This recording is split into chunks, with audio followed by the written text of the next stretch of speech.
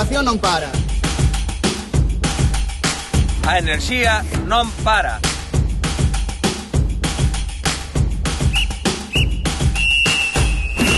Porque o deporte galego non ten parada.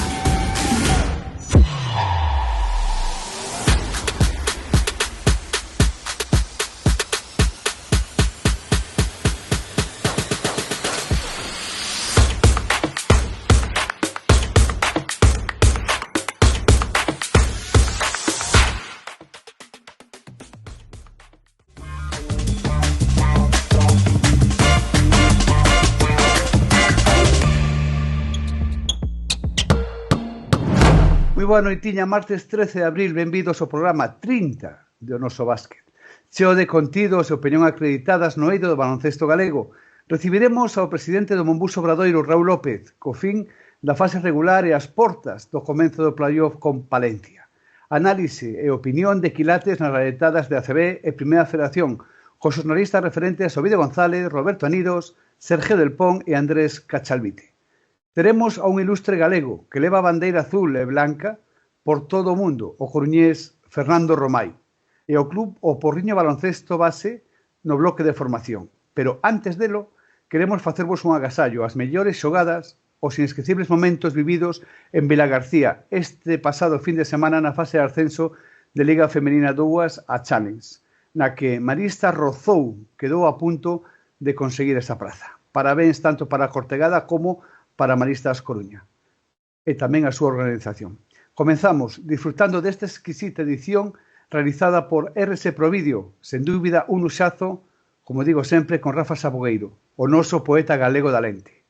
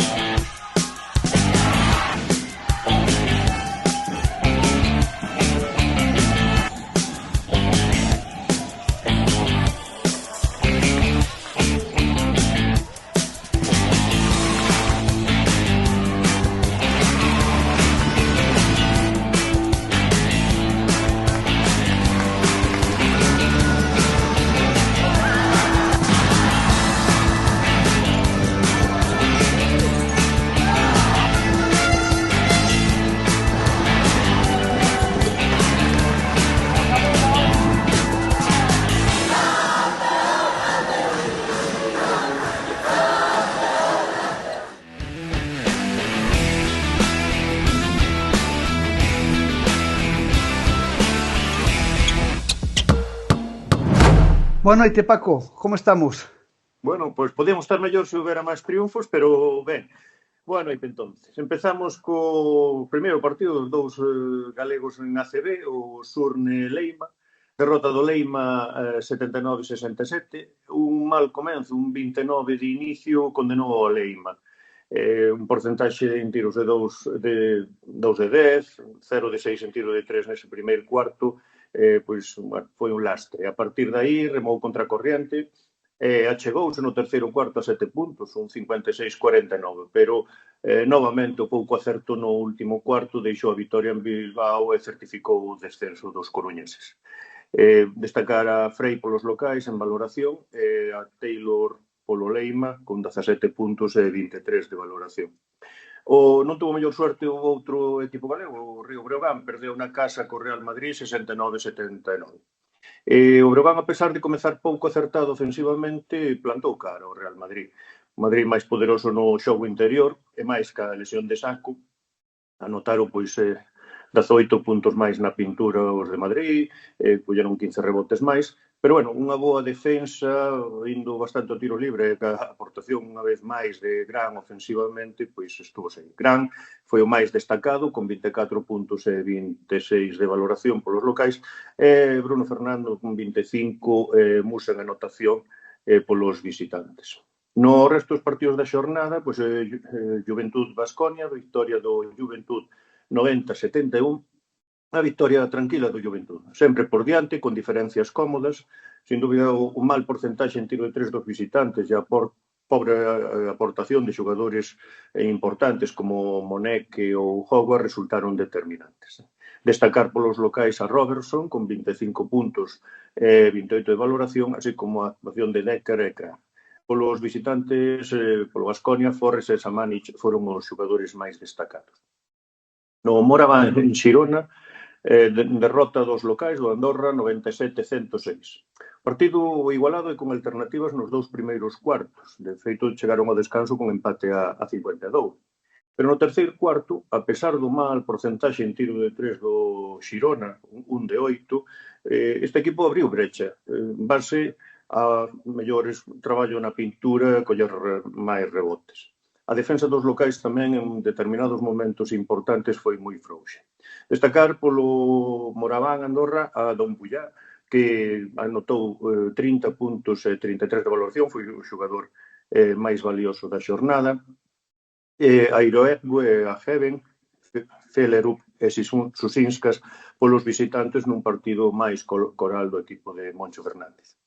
No Valencia Drinla, victoria local, 86-79, o mellor inicio do partido dos Canarios, 17-27 no primeiro cuarto, permitiulles levar o control pois hasta metade do terceiro cuarto. A partir de aí, o Valencia mellorou moito o seu porcentaxe de, sobre todo, tiro de 3, un 75%, e na medida en que eles melloraban, empeoraba o dos Canarios, 14% nese cuarto. Tamén dominaron máis o rebote, 15-5 para os valencianos, e os puntos na pintura, 14-4. Todo isto invertiu a dinámica e deu a victoria para o equipo de Valencia. Destacar polos locais a Badio, con 27 puntos e 31 de valoración, ben secundado por Montero, tamén con 16 puntos e 22 de valoración. Polo Dreamland, o máis destacado foi Tobey. No Barça, 98-72, un partido plácido para o Barcelona, agora xa centrado exclusivamente na ACB, un Barça que chegou a gañar de 33 puntos, con un excelente porcentaxe de tiro de 3, un 70%, que contrastou co 25% de Lleida, que, pese a perder, mantén a categoría xa numéricamente falando. Destacar polos locais a Panther, con 18 puntos e 21 de valoración, e tamén a aportación de Billy e de Abrines. No caso de Moncovirán, 88-95 para o equipo granadino, inesperada victoria do Covirán que se segue aferrando á permanencia, partido moi competido, diferencias mínimas, casi sempre cos granadinos por diante. Un parcial de 7-17 no último cuarto deu aire aos visitantes que mantuveron hasta o final algunhas diferencias en torno aos 6 puntos. O Casademón foi superior no xogo na pintura, pero os visitantes contrastaron co acerto nos tiros libres. Destacar polo equipo ganador, polo Covirán, unha vez máis a Minnoa, 21 puntos e 27 de valoración, e a Visconti, con 22 puntos e 22 de valoración. Tamén destacar a aportación de Rusell, con 21 puntos e 22 de valoración. Polos locais, solamente Sulejmanovic estuvo ao nivel desexado. No UCAM Murcia Baxi, 81-71 para os locais, importante victoria do UCAM de cara ao playoff, en concreto máis contra un rival directo. Os dous equipos defenden moi forte, así o fixeron, pero Baxi, con un pésimo 4 acertos de 21 en tiro de 3, pois tuvo ese lastre, non? O marcador sempre foi axustado hasta o último cuarto, que un parcial de 11-3 decantou o partido para os murcianos da man de Enis e de Curux. Precisamente estes dous xogadores foron os máis destacados, Enis con 23 puntos e 18 de valoración e Curux con 18 de valoración. Polo Baxi, un tono máis gris, destacou Alston con 13 puntos e 14 de valoración. O partido da Laguna Unicaja xa foi xogado o día 1 de maio, con victoria do Unicaja, para que puidesen disputar a final da BCL, na que ganou o Unicaja, por certo. Unha aperta laranxa para nosos compañeiros, amigos de Coruña, e imos ca Primeira Federación, última, derradeira xornada.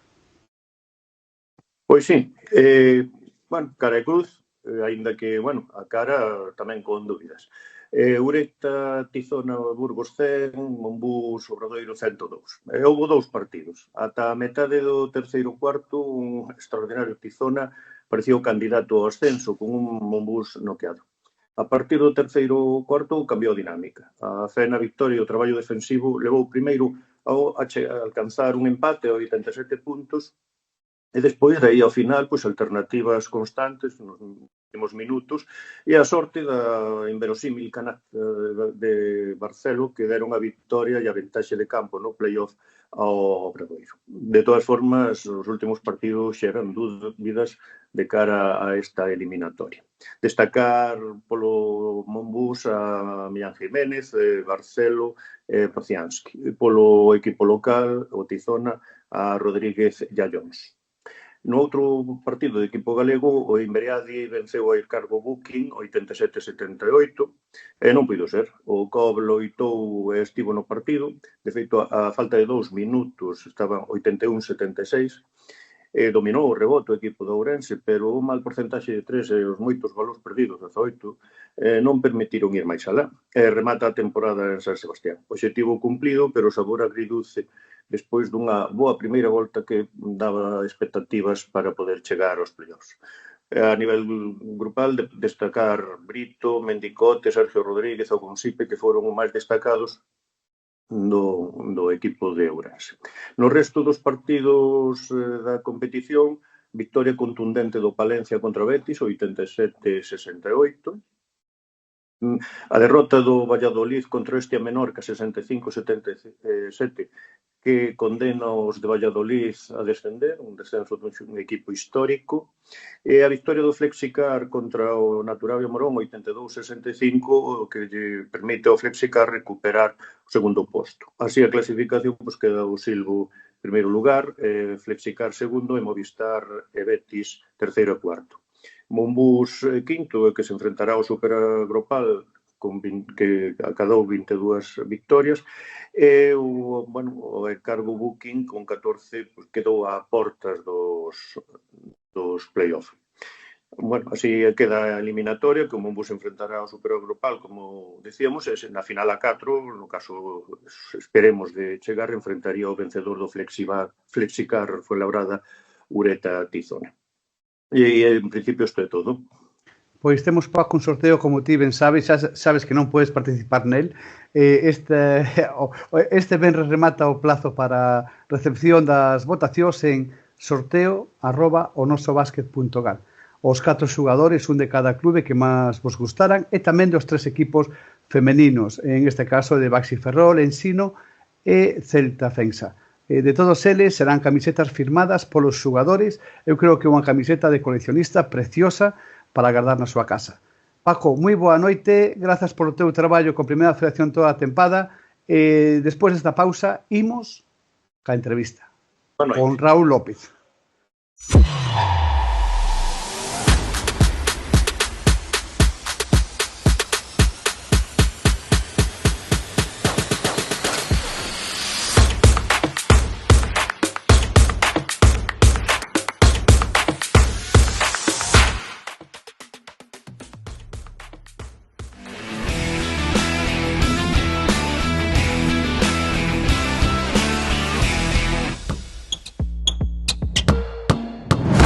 Pois continuamos neste caso ca nosa entrevista da actualidade semanal en O Noso Básquet. Final da Liga regular, e o Obradoiro, quinto posto, comeza esta semana xa o playoff contra Palencia. A maiores da sorte, sobra decilo, e conozco o seu presidente Raúl. Moi boas, como está, Raúl? Boas noites. Pois moi ben, estou moi ben, mellor que estaba outro día, pero hoxe estou bastante ben, a máis ilusionado. Moi boas, Andrés, moi boas, Sergio. Que tal o cardiólogo, entón? O cardiólogo xa dicen que cando outro día non o necesitei, que xa non necesito nunca. Me tocará de outra maneira, me marcharei, pero por eso non. Por o corazón, por o infarto, non. Imos comenzar, Sergio. Imos comenzar, pois.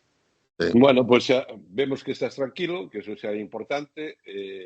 Estabas en Burgos ou foches a Burgos ou non? Hombre, claro. E que te pasou pola cabeza nesos instantes finais? Se te pasou algo?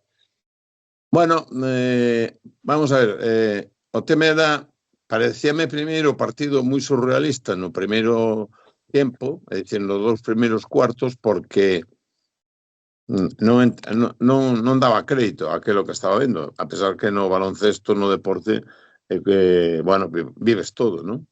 Pero conocendo o meu equipo, conocendo como xoga, como pode xogar, pois aquilo me parecía que algo non salía do asombro, non? Tamén é certo que ao terminar no descanso, pois empecé a pensar no positivo que sería que se perdes o partido, porque claro, con aquel tanteo, eu nunca levo moitos anos no baloncesto e non vin nunca o poder superar unha diferencia daquel tipo de 60. 26 puntos. 26. Efectivamente. Pero me chamaron, bueno, pues o primeiro meu fillo me dicía, papá, se pode conseguir.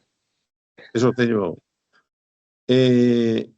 estaba a miña muller comigo tamén, estábamos os dous, eu creo que nunha situación que, bueno, volvo a decir, complicada, que nunca había vivido. Entonces, en esto tamén na vida hai que vivilo todo, hai que estar en todo, non?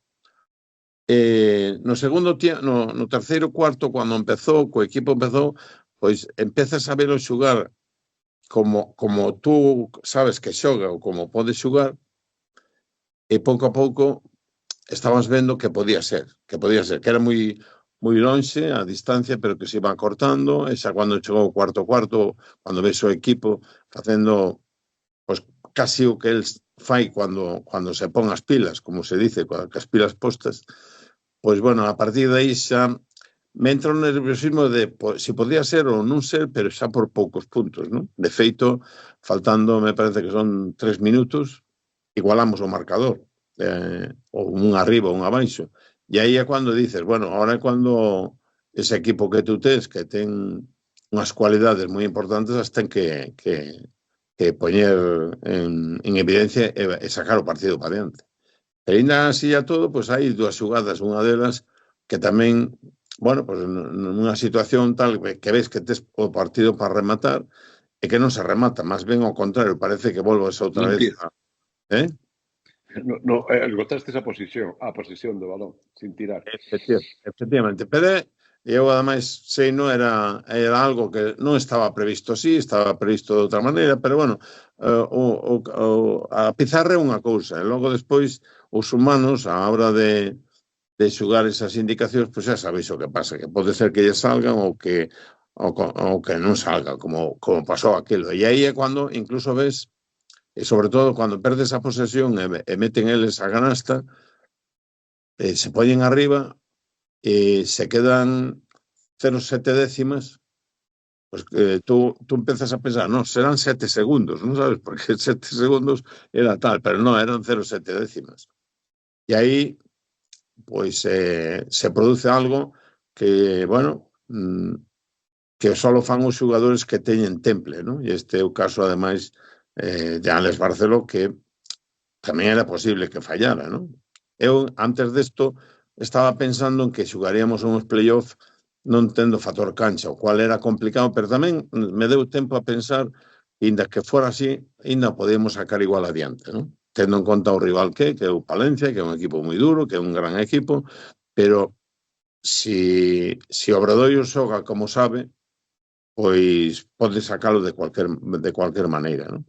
E logo xa ese final desa canasta inverosímil que parece que non pode ser, pero tendo o xogador que temos xa non é a primeira vez que o fai, que ainda que era parecida, pois en Betis pasou exactamente igual. Cando estábamos tal, hai un triple que eu creo que este xogador é cando menos nervioso está. Bueno, a palabra non é nervioso, sino cando está máis tranquilo na situación máis complicada que pode ter no momento do partido.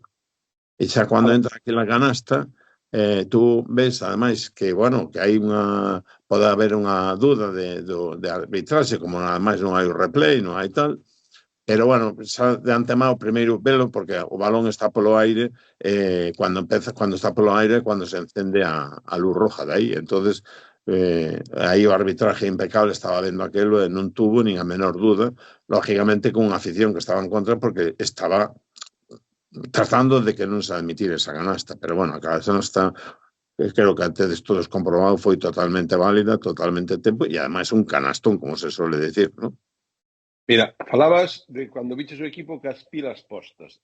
Decía Toshak, nunha época, fora entrenador do Madrid e do Deportivo, dice, después de acabar o partido, estos 11 cabrones no jugarían o los matarían o jugarían el partido siguiente. Nos últimos partidos pues foron un pouco decepcionantes en cuanto ao partido con Guipúzcoa e cosas así. ¿Tú crees que ahora os xogadores, anto que ven, o que empeza xa o venres, están todos xa cas pilas postas?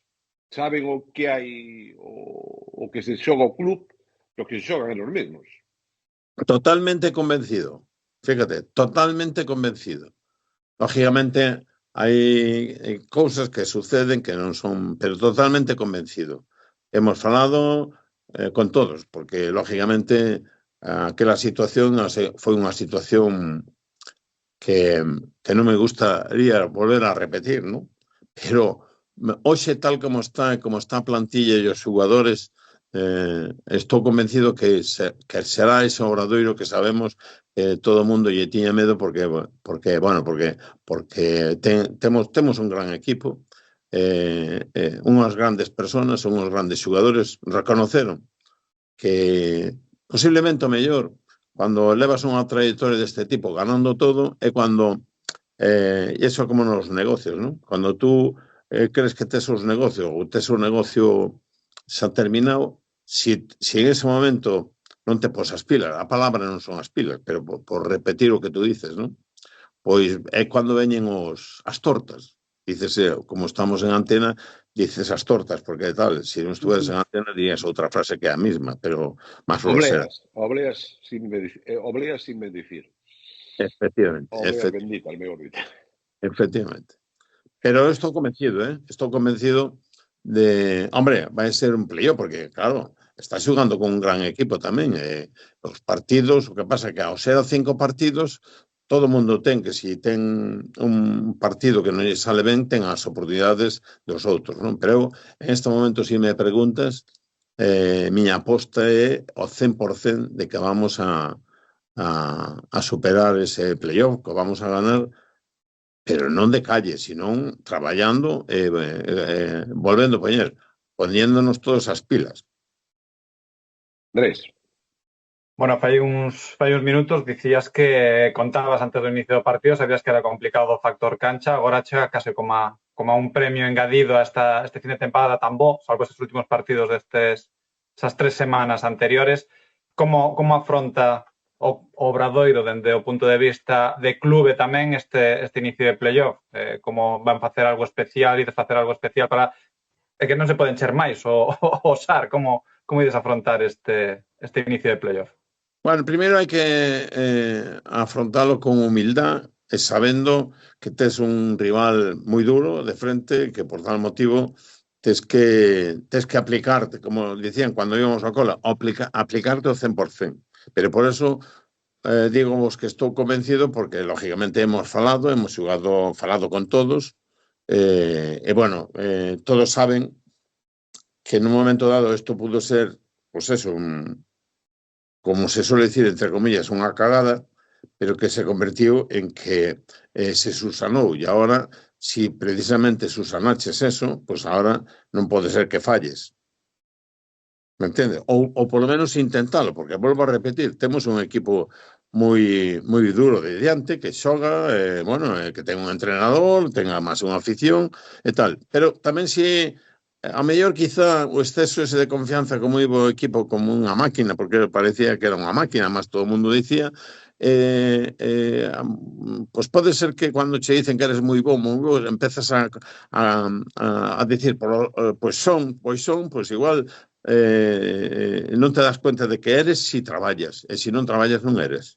Pode ser o mellor do mundo, pero se non eres humilde, non sabes que desde o minuto cero tes que emplearte a fondo, incluso ainda que vexas que estás ganando, tes que saber que podes perder, como pasou outro día a Tizona, ¿no? É dicir, eu creo que a peor maneira de perder un equipo é como perdeu outro día o Tizona, ¿no?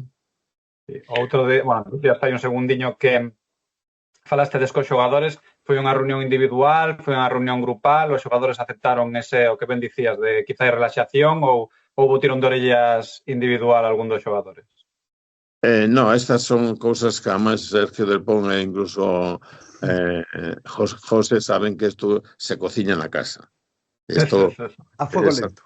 Entonces, bueno, solo vos podo decir que hai unha respuesta unánime de todos, o cuerpo técnico de todos, e que todos estamos a unha, e que sabemos que se todos estamos a unha, temos moitas posibilidades de sacarlo para diante, tendo en conta que é un deporte, pode pasar cualquier cousa, non? E ademais hai que tocar madeira, unha posibilidad de unha lesión, cualquier cousa se pode truncar isto, non? Pero se non temos esa mala sorte, a esperanza é grande, pero non solamente a esperanza, eu confío plenamente nesa plantilla que temos. Que vos digo?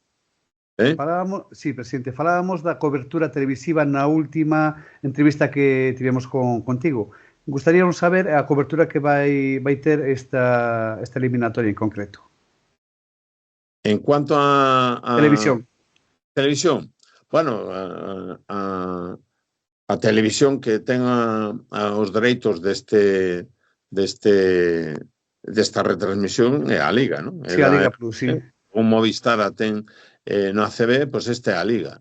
Me imagino que tú dices que máis... A televisión galega, exactamente. Pues que sabemos neste momento? Ya che digo eu. O non sei, quizás Sergio está máis cualificado para poderche dicir isto. O que eu creo que van a facer a Televisión de Galicia. O venres non van dar o partido do venres non, van dar o domingo, e van dar os partidos determinantes de eliminatoria. É dicir, se o Obradoiro vai 2-0, que é o que esperamos todos a Palencia, dará o terceiro partido, porque o Obradoiro pode pasar. E, por exemplo, fora 1-1, a tele non daría o terceiro e daría o cuarto. Eso é unha información que eu manexo, pero que non sei se está confirmado ou non. Eu me imagino que no club o terán xa que saber, non? O que si... Pola cara vexo que non, No, a ver, nosotros non podemos manexar nada. Claro. De feito, non sei se visteis que hai o partido, por exemplo, que iba a ser viernes 8 da tarde, domingo a 6, pasou a 6:15. Exactamente. Bueno, pero esto tamén... ayer tamén tuvemos un momento en que se querían complicar a situación, pero bueno, hemos retomado, hemos posto, veo a cordura, incluso a Liga e a alguén máis, non? Porque nos querían cambiar para xogar o jueves viernes ou sábado. Entendíamos, primeiro, é que ayer nosotros tiñamos a media mañá vendido 400 entradas. Vendido. Vale, de viernes e de sábado. Sí. Bueno, e ao final pues quedou como tiña que quedar, tamén sin máis comentarios, non? Nada máis que tiñamos claro que tiña que ser aquilo, porque además nosotros tiñamos o ok de esa retransmisión, tiñámoslo por escrito. Pero bueno, sabéis que desta vida, bueno, eu creo que vai así. Falando un pouco das entradas do ambiente, a ver, Raúl, os abonados teñen un partido de abono que pagar. Hai unha cousa que eu ainda pasei hoxe polo club para sacar a miña parte do meu abono e tal, e o que non entendeu moita xente foi porque lanzastes unha primeira oferta, uns primeiros precios, e logo non sigas preguntando, porque explico directamente, porque vamos a ver, primeiro, como isto se produce o viernes e o viernes é de noite, me entendes? Entonces non se podía lanzar porque isto cambiaba, é dicir, 0,7 segundos antes non se xogarían os primeiros, me entendes? Entonces, claro, e ao terminar, pues tuvemos que empezar a mover para irnos preparando. Entonces, incluso, chegamos a unha conclusión que era que había que primar o socio. Isto está en primar o socio. Nosotros necesitamos recaudar moito dinheiro porque temos un esfuerzo económico de plantilla económicamente, ¿no? Pero reconsiderando entre todos, porque estaba feito cos precios antes de marchar para Burgos, estaban cos precios iban a ser o primeiro que saliron. Dos 0,7 décimas, antes das 0,7 décimas estaban. Sí, no, 24 horas antes, das 0,7 décimas. Entonces, todo estaba preparado de esa maneira. Que pasou? Claro, no momento que pasaron esas 0,7 décimas e cambiou a fórmula, pues desde Santiago, que estaban xente esperando, puñeron en marcha porque no había horas, porque, me acuerdo.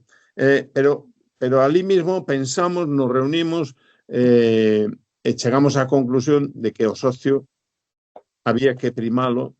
A ver, necesitando os cuartos, porque isto pode parecer, pero que había que ter un pequeno detalle. Necesitamos recaudar diñeiro porque temos uns gastos enormes, pero a vez queríamos transmitirlle ao socio que o club pensa tamén no socio. E este é onde hai ese cambio de esos Houve unha pequena precipitación, quero entender o que houve aí ao de lanzar, e iso quizás confundí un pouco a xente desde o tema, non? Bueno, pero desde aquí, a ver se podemos poñer en todas as teles, esa confusión podía ser para cobrar máis. Non, foi para...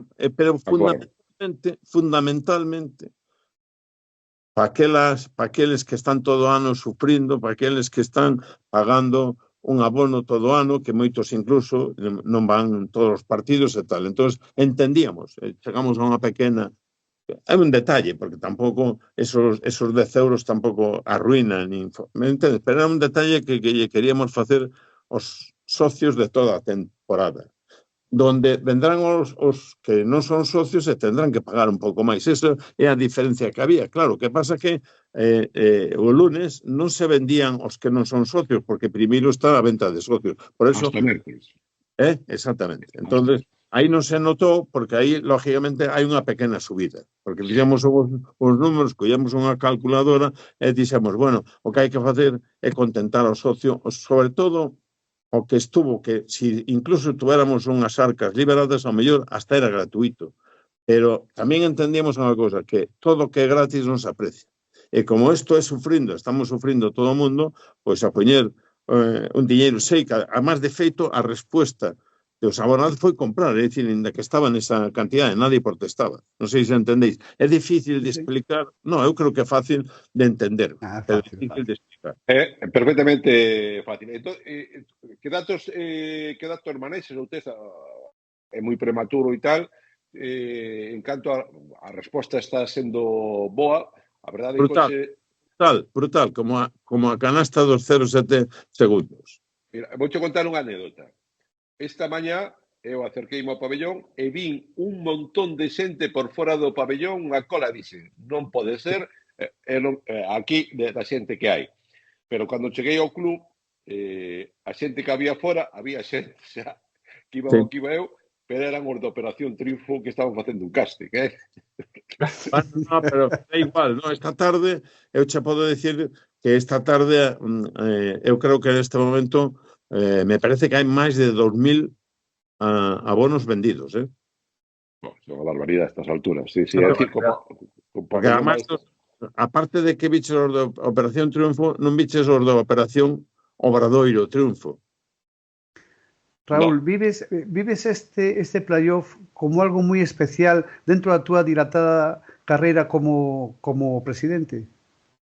Ou non? Hombre, non o pregunte. Sí, non o pregunte. É que neste momento eres o presidente real dun equipo, como decimos máis unha vez, colliches as riendas e creo que é unha obra túa, non? Por eso digo, vives como algo moi especial ou non? De todos. Bueno, eu pregunto, vives como algo moi especial este playoff? De todos. Pero, especialmente, pues si queres, vamos a añadir un tema personal, sí. Pero sí, de todos. Sí, pero sí. De todos. Sí, pero para ti, hombre, de todos, pero para ti personalmente, o devolver o equipo a ACB un reto, non sei se comparado non sei, o número de autobuses ou as líneas que tes por España ou por aí, fora da túa empresa, eu creo que ese, non sei se será máis reto o que te propós empresarialmente como este de volver ao Obradoiro ACB. Mira, eu chegamos a unha conclusión o ano pasado. Non tiñamos que haber descendido. Porque o equipo estaba preparado para outra cousa. De feito, se confeccionou para outra cousa. Unha serie de circunstancias levado a palabras que dixemos, e sigo repetindo, a pequenos detalles, pois bueno, pasou o que pasou. En unha serie de circunstancias que hubo, ¿no? Entonces, entendo que o Obradoiro ten que estar como estuvo durante 13 anos, pues debe estar continuando outros 13 anos máis. Pero, por lo menos, terá a oportunidade de subir e logo, despois, lógicamente, se a mellor no seu momento non se valorou tanto tempo na ACB, porque eu creo que algo había aquí, por eso quixemos aumentar a posibilidade de incluso xogar a Europa, porque a xente hasta que perde aquilo que non valora, porque parece que xa, como leva tantos anos, como que é unha cousa que bueno, que era xa para seguir sempre, non? E aí en donde todo o mundo, eu creo, nosotros estábamos lo vendo vir que algún día podía haber este problema, pero eu creo que a xente, o aficionado, que eu non me queixo nada del, pero que dicían, hombre, esto de conservar a CB, pois é bon e tal. Non, esto de conservar a CB non era bon, é a repera. Sobre todo nunha cidade pequena como Santiago, e como outras cidades que hai. Raúl, conservar a CB para a temporada próxima, si estáis nela, e tamén conservar o presidente. O presidente está aquí. Manterase a temporada próxima. Bueno, primeiro hai que, mira, sempre hai que falar primeiro, hai que solucionar o presente. Depois o futuro xa será. Pero sei que estamos a nivel máis personal, máis humano, a túa intención cal é? Subir o equipo. E punto. Iso é importante. Que non é baladí, non é cousa pequena. E despois proverá. Dicen, Dios proverá.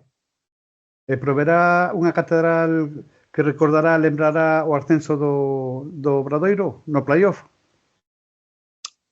Mira, temos un partido jueves, porque isto de poñer o carro antes cos bois tampouco dá resultado. Pero a xente quere escoitar. A audiencia quere saber cousas, está claro. Bueno, pero o que teñen que saber é que temos a ilusión e que estamos todos a tope, primeiro para ganar o viernes, porque hai que empezar por aí. Despois o domingo. Despois o domingo outra vez. Exactamente. E despois hai que ir a Palencia. Eso seguro. Sí. E hai que ir, dice, hai un entrenador moi conocido, además que eu dice, e é unha frase que me fago dela, partido a partido. Mira, pero aquilo que non sea partido a partido, pois se tú empezas a decir son tan bon que entonces aí é cuando lógicamente te equivocas. Eu non me refería a eso, Raúl, referíame aos contactos ca Xunta de Galicia que están sendo moi bons, contactos co Concello de Santiago para levar a fase final aí, non? A Santiago. É un proxecto tremendo que o Gallá teña un final feliz. Vamos a xogar o paso palabra. Paso palabra, exactamente. Porque volves tú, José, poñer o carro antes cos bois non é bom. Entón, sabes que facer nesta vida, ir traballando pasiño a pasiño, e se superas o primeiro paso, e superas o segundo, e superas o que tes que superar despois deso, pois hai que volver a seguir traballando arreo para volver a conseguir cousas que creo que son importantes de conseguir. Tamén, se non se xugara en Santiago, como tú dices, o equipo está preparado para ganar en cualquier lado. Pero é que estar ahora esto, aquelo, no. Viernes. Podemos emplazarnos, antes de que siga Sergio a entrevista, podemos emplazarnos dentro de 2 semanas con esta xa clasificación feita contra Palencia, sí, pode ser, non? A túa palabra podemos ter para 2 semanas volver a falar, xa do playoff en caso de... Para falar exactamente, despois xa veremos, porque volvo ao mismo. Exactamente. Cualquier Bueno, cosa...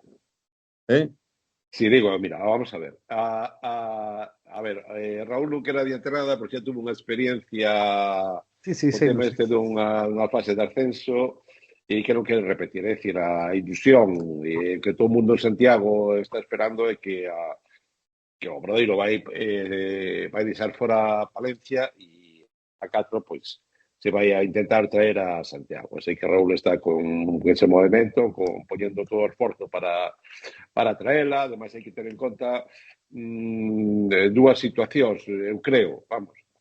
Xa desde a posición de poder que pode ter o Obradoiro aí é que Fuenlabrada está como está, Estudiantes se organizou o ano pasado e Betis creo que non ten instalacións. É dicir, esa é a información que eu manexo nestes momentos, non? E entonces, pois, hombre, a oferta de Santiago creo que vai ser unha oferta potente e todo apunta que pode vir a Santiago a final a 4. Pero primeiro, eu repito, o que dice Raúl, eu creo que a eliminatoria con Palencia vai a ser jodida, por dicirlo claro. Dura, moi dura, sí. Moi dura, exactamente. Por eso hai que centrarse en aquelo, porque, volvo a repetir, cando tú crees que o tes todo resolto é cando alevas, de verdad. Cando alevas de verdad, entonces non te das levantado dela. Si tes ese disgusto, pero porque o sufriches e chegaches e podeches, bueno, é máis levadero.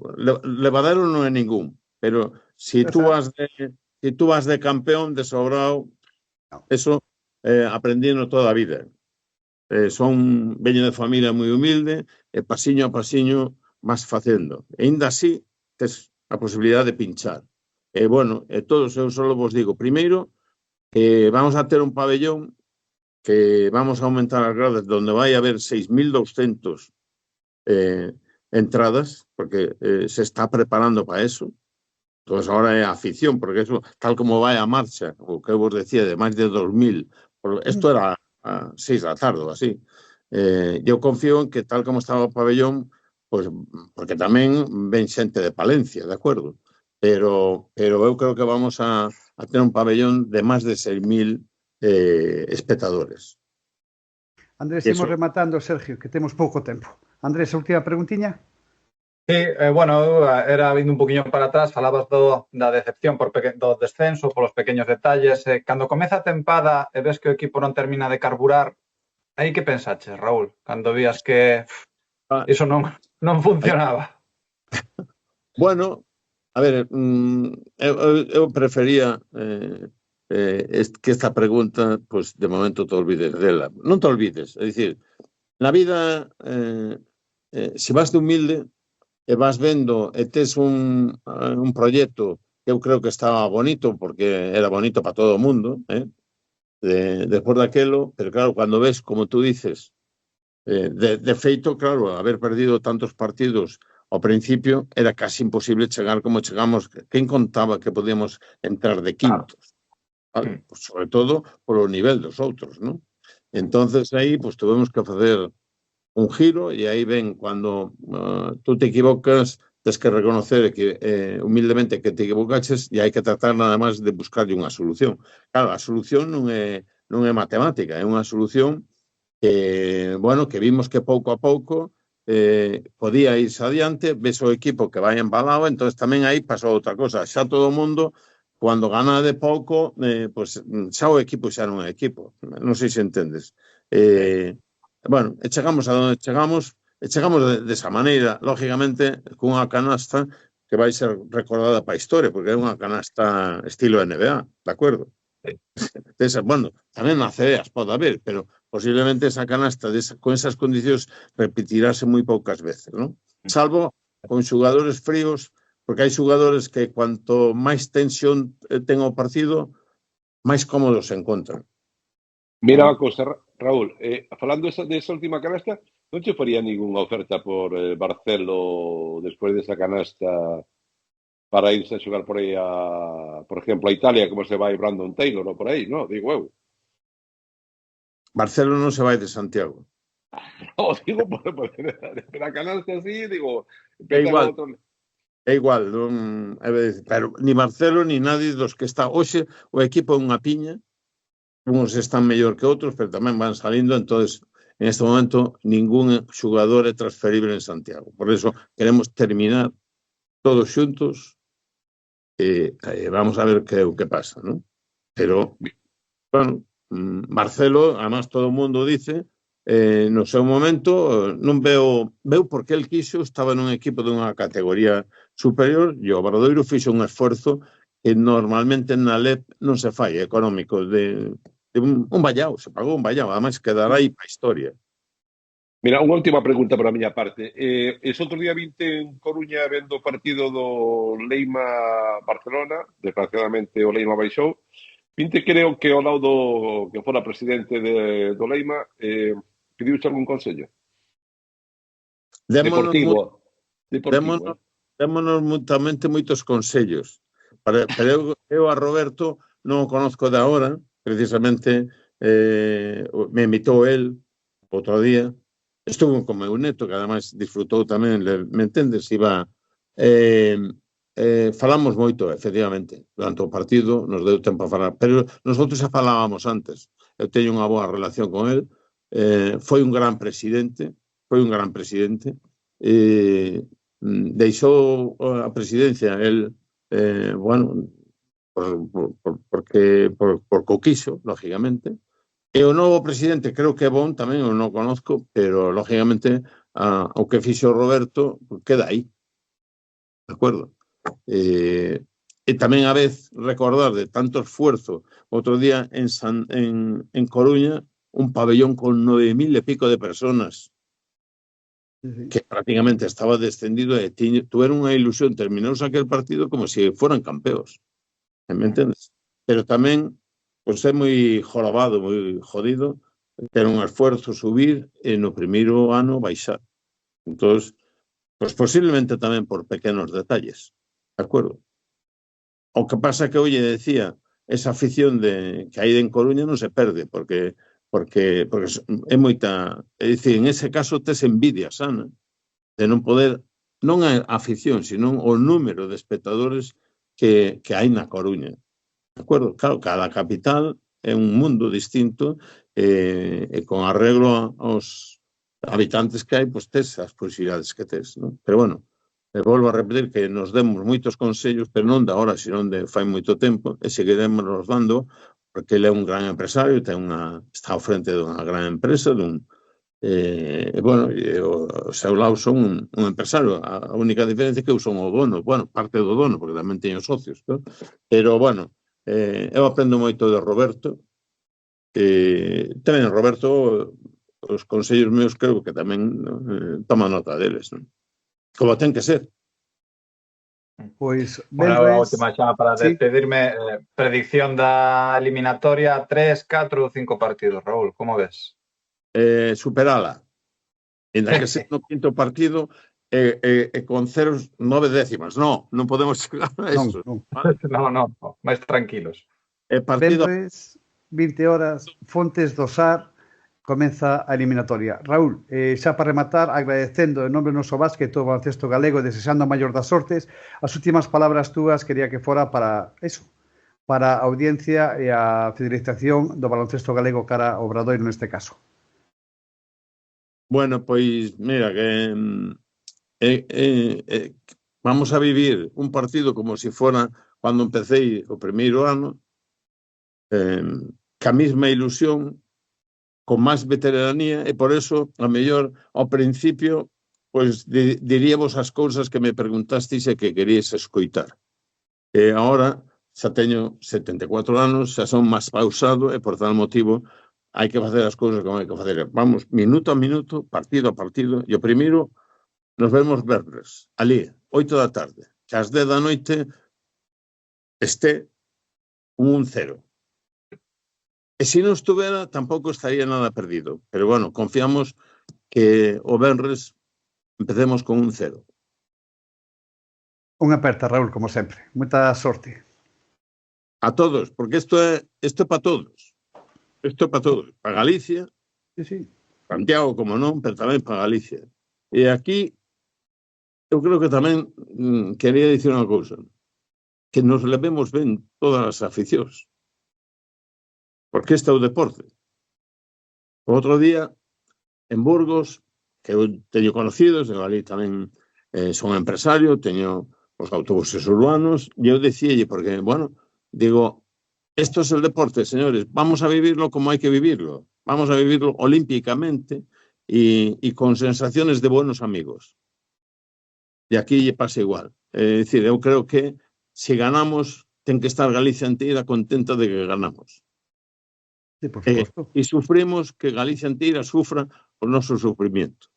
Toda a Galicia de baloncesto estará convosco e a ver se hai sorte, falamos en moi poucos días de outra cousa xa, da fase final en Santiago. Unha aperta moi grande, Raúl, e como sempre, Sergio, un placer, Andrés, un placer moi grande, e continuamos no programa.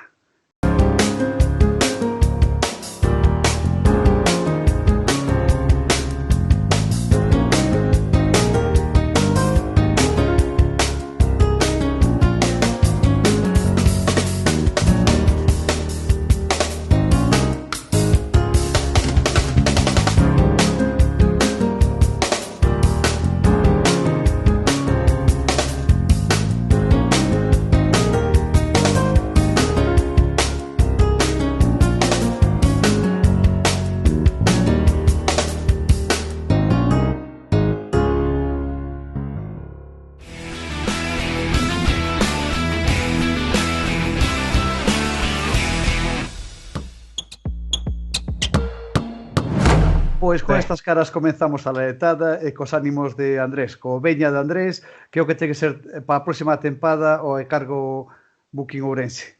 Andrés, boa noitiña de novo. Sergio, que tal? Boas de novo. Boa noite. De nova, boas. Que, Andrés? Que decimos? Veño de negro, veño de luto, veño veño de enterrar o COP. Bueno, pois non sei se agardado ou non. Eu xa vos dicía outro día, bueno, si podíase gañar, había que ganar de 7, había que facer quinielas, pero primeiro había que gañar o partido, non? O partido de ida xa o perderan. Xogando como xogou outro día é moi difícil gañarlle a ninguén. Parece entonces que escoitemos a Moncho, sí. As declaracións que fai pos partido. Yo creo que el equipo está muy desacertado en tiros abiertos que generamos, ¿no? El rebote nos va manteniendo en el partido, próximos en el marcador, pero el desacierto es grande, ¿no? Yo creo que acaba teniendo un peso importante también en las cabezas. Cuando vemos que nunca estamos lo suficientemente cerca o nos ponemos por delante, bueno, los últimos minutos pues no jugamos bien. Bueno, pois o que di, basicamente, que metendo 3 triples de 25 ou de 24 é imposible gañar un partido, non? Ao final, eu penso que os propios erros dos 2 primeiros períodos condicionan moito o COP, despois vese xa presionado e ao final pois pasa o que pasa. Dicir, non penso que non se perde o playoff no derradeiro encontro, evidentemente, isto é como ese topicazo, ese cliché, non? Perdese en toda a segunda volta. É certo que nos últimos 5 ou 6 partidos o COP volveu a coller ritmo, pero así non se fan as cousas. Entón, eu penso que hai que facer un pouquiño de reset en todos os ámbitos do clube, dende a parcela deportiva, a parcela directiva, ver que sucedeu para que un equipo que no mes de decembro ia segundo ou terceiro remata un décimo porque non había 5 xornadas máis que acaba 15º. É decepcionante. Hai xente que o vende como que bueno, que era como un premio, estar así, vale, sí, un premio, pero ao final quedas cun pouco cara de parvo, non? E dicir, ao final, pois mira, outro día o Obradoiro mete esa canasta falta de 7 décimas e todos son ledicias, e o COP ao final pois ten vacacións no mes de maio. É unha pena porque a afección enganchouse moi ben durante toda a tempada, é unha afección acostumada xa aos paus, este é como a poñerlle un clavo máis nese ataúde, non? É dicir, ao final é outro chasco máis esta tempada. E de feito, Andrés, un dos aficionados do Ourense durante esta tempada foi Sergio del Pon. Decepcionado, Sergio? Sí, máis que decepcionado, é sorprendido, non? Como un equipo pode dar un cambio tan radical, porque ademais non era que gañara os partidos, é que xogaba moi ben a baloncesto, era moi agradable de ver o COP. Eu, como dixo xa cando tuvemos aquí a Moncho López, decir, Eu creo que este ano hai dúas ligas, a que empeza en setembro, e a liga que se montou posterior, coa constante fichaxe, renovacións, equipos que cambiaron. O caso máis evidente é o do Obradoiro, pero houve moitos equipos que se reforzaron moito durante a competición. O COP tuvo lesións importantes.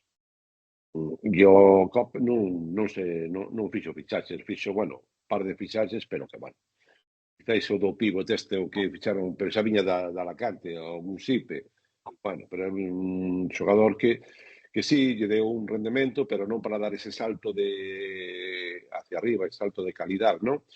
E entón eu creo que eso o Costo tamén o acusou, non?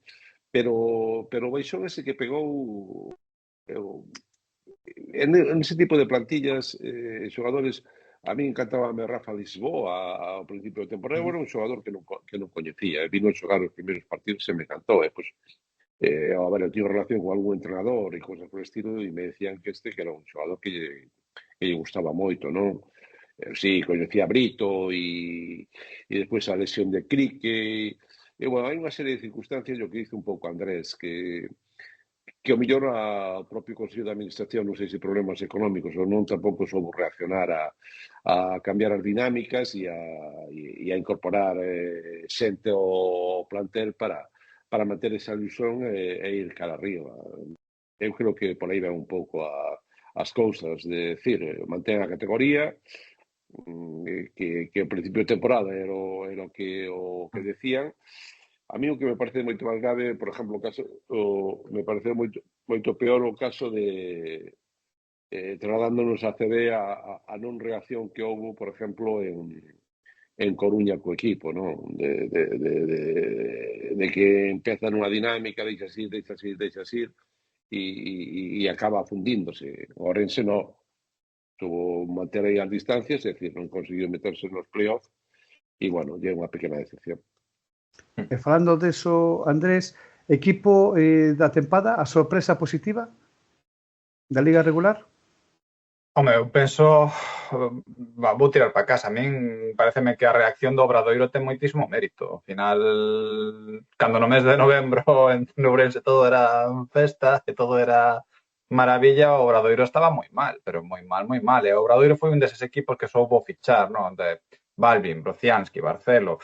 É dicir, ao final, fixe un esforzo económico moi grande e penso que polo ben do baloncesto de Galicia ten que subir. É dicir, agora xa o descenso do Básquet Coruña deixaría pois o Breogán solamente na ACB, penso que o Obradoiro debe subir, máis que nada polo esforzo económico e o sufrimento que ten Raúl, que o vimos aí nesta entrevista, e despois polo volumen de afeccionados que ten o Obradoiro de Santiago. É dicir, merecen estar en ACB. Para min, xunto con Cartagena, que tamén xogou moi ben durante toda a tempada, bueno, e o Copa do mes de novembro, para min o Obradoiro é unha das grandes revelacións, sí.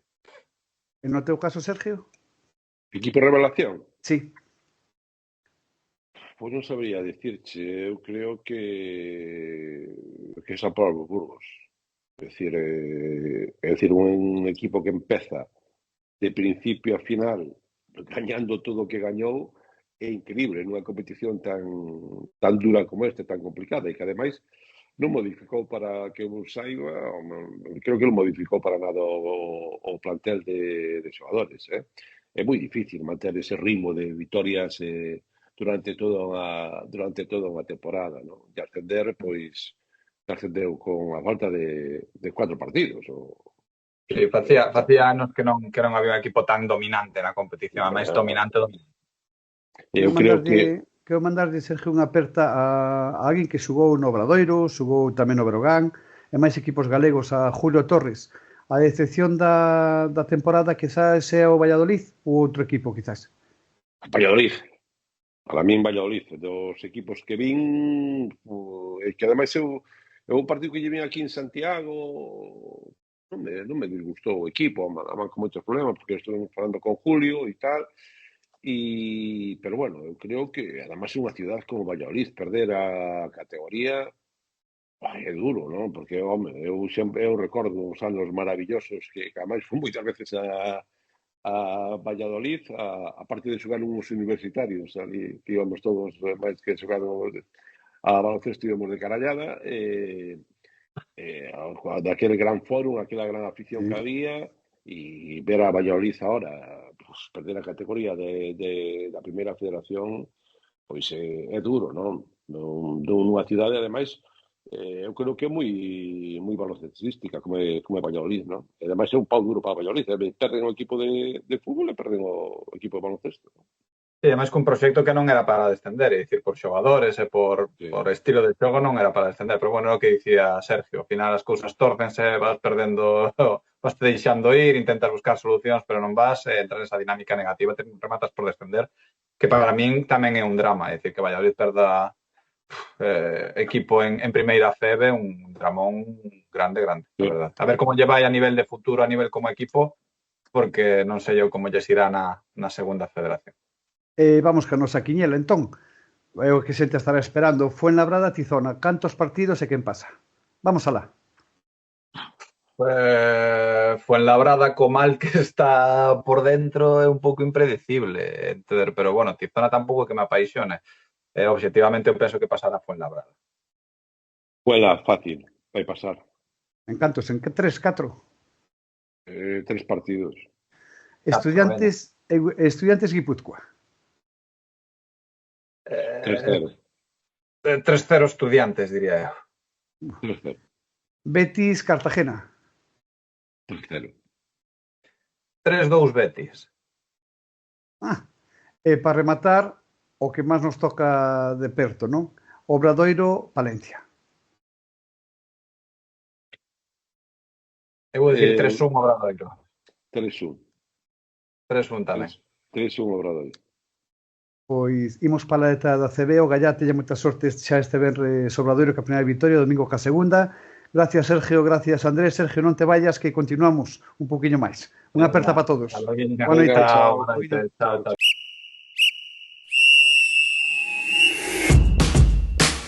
A canteira non para. Agora non para. A motivación non para. A enerxía non para.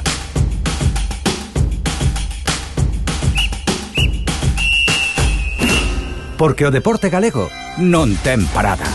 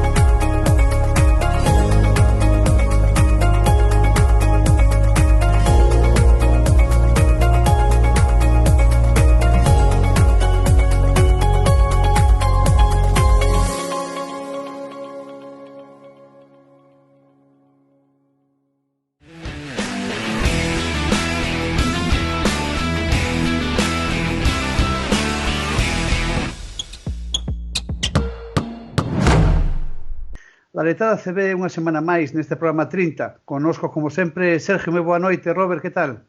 O vídeo moi boas. Hola.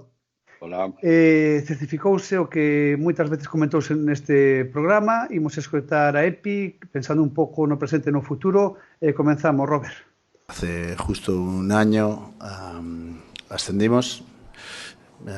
Tal día como hoy estábamos de celebración porque el día 10 habíamos ascendido y la ilusión de estar en esta liga tan extraordinaria pues nos ha durado solo una temporada.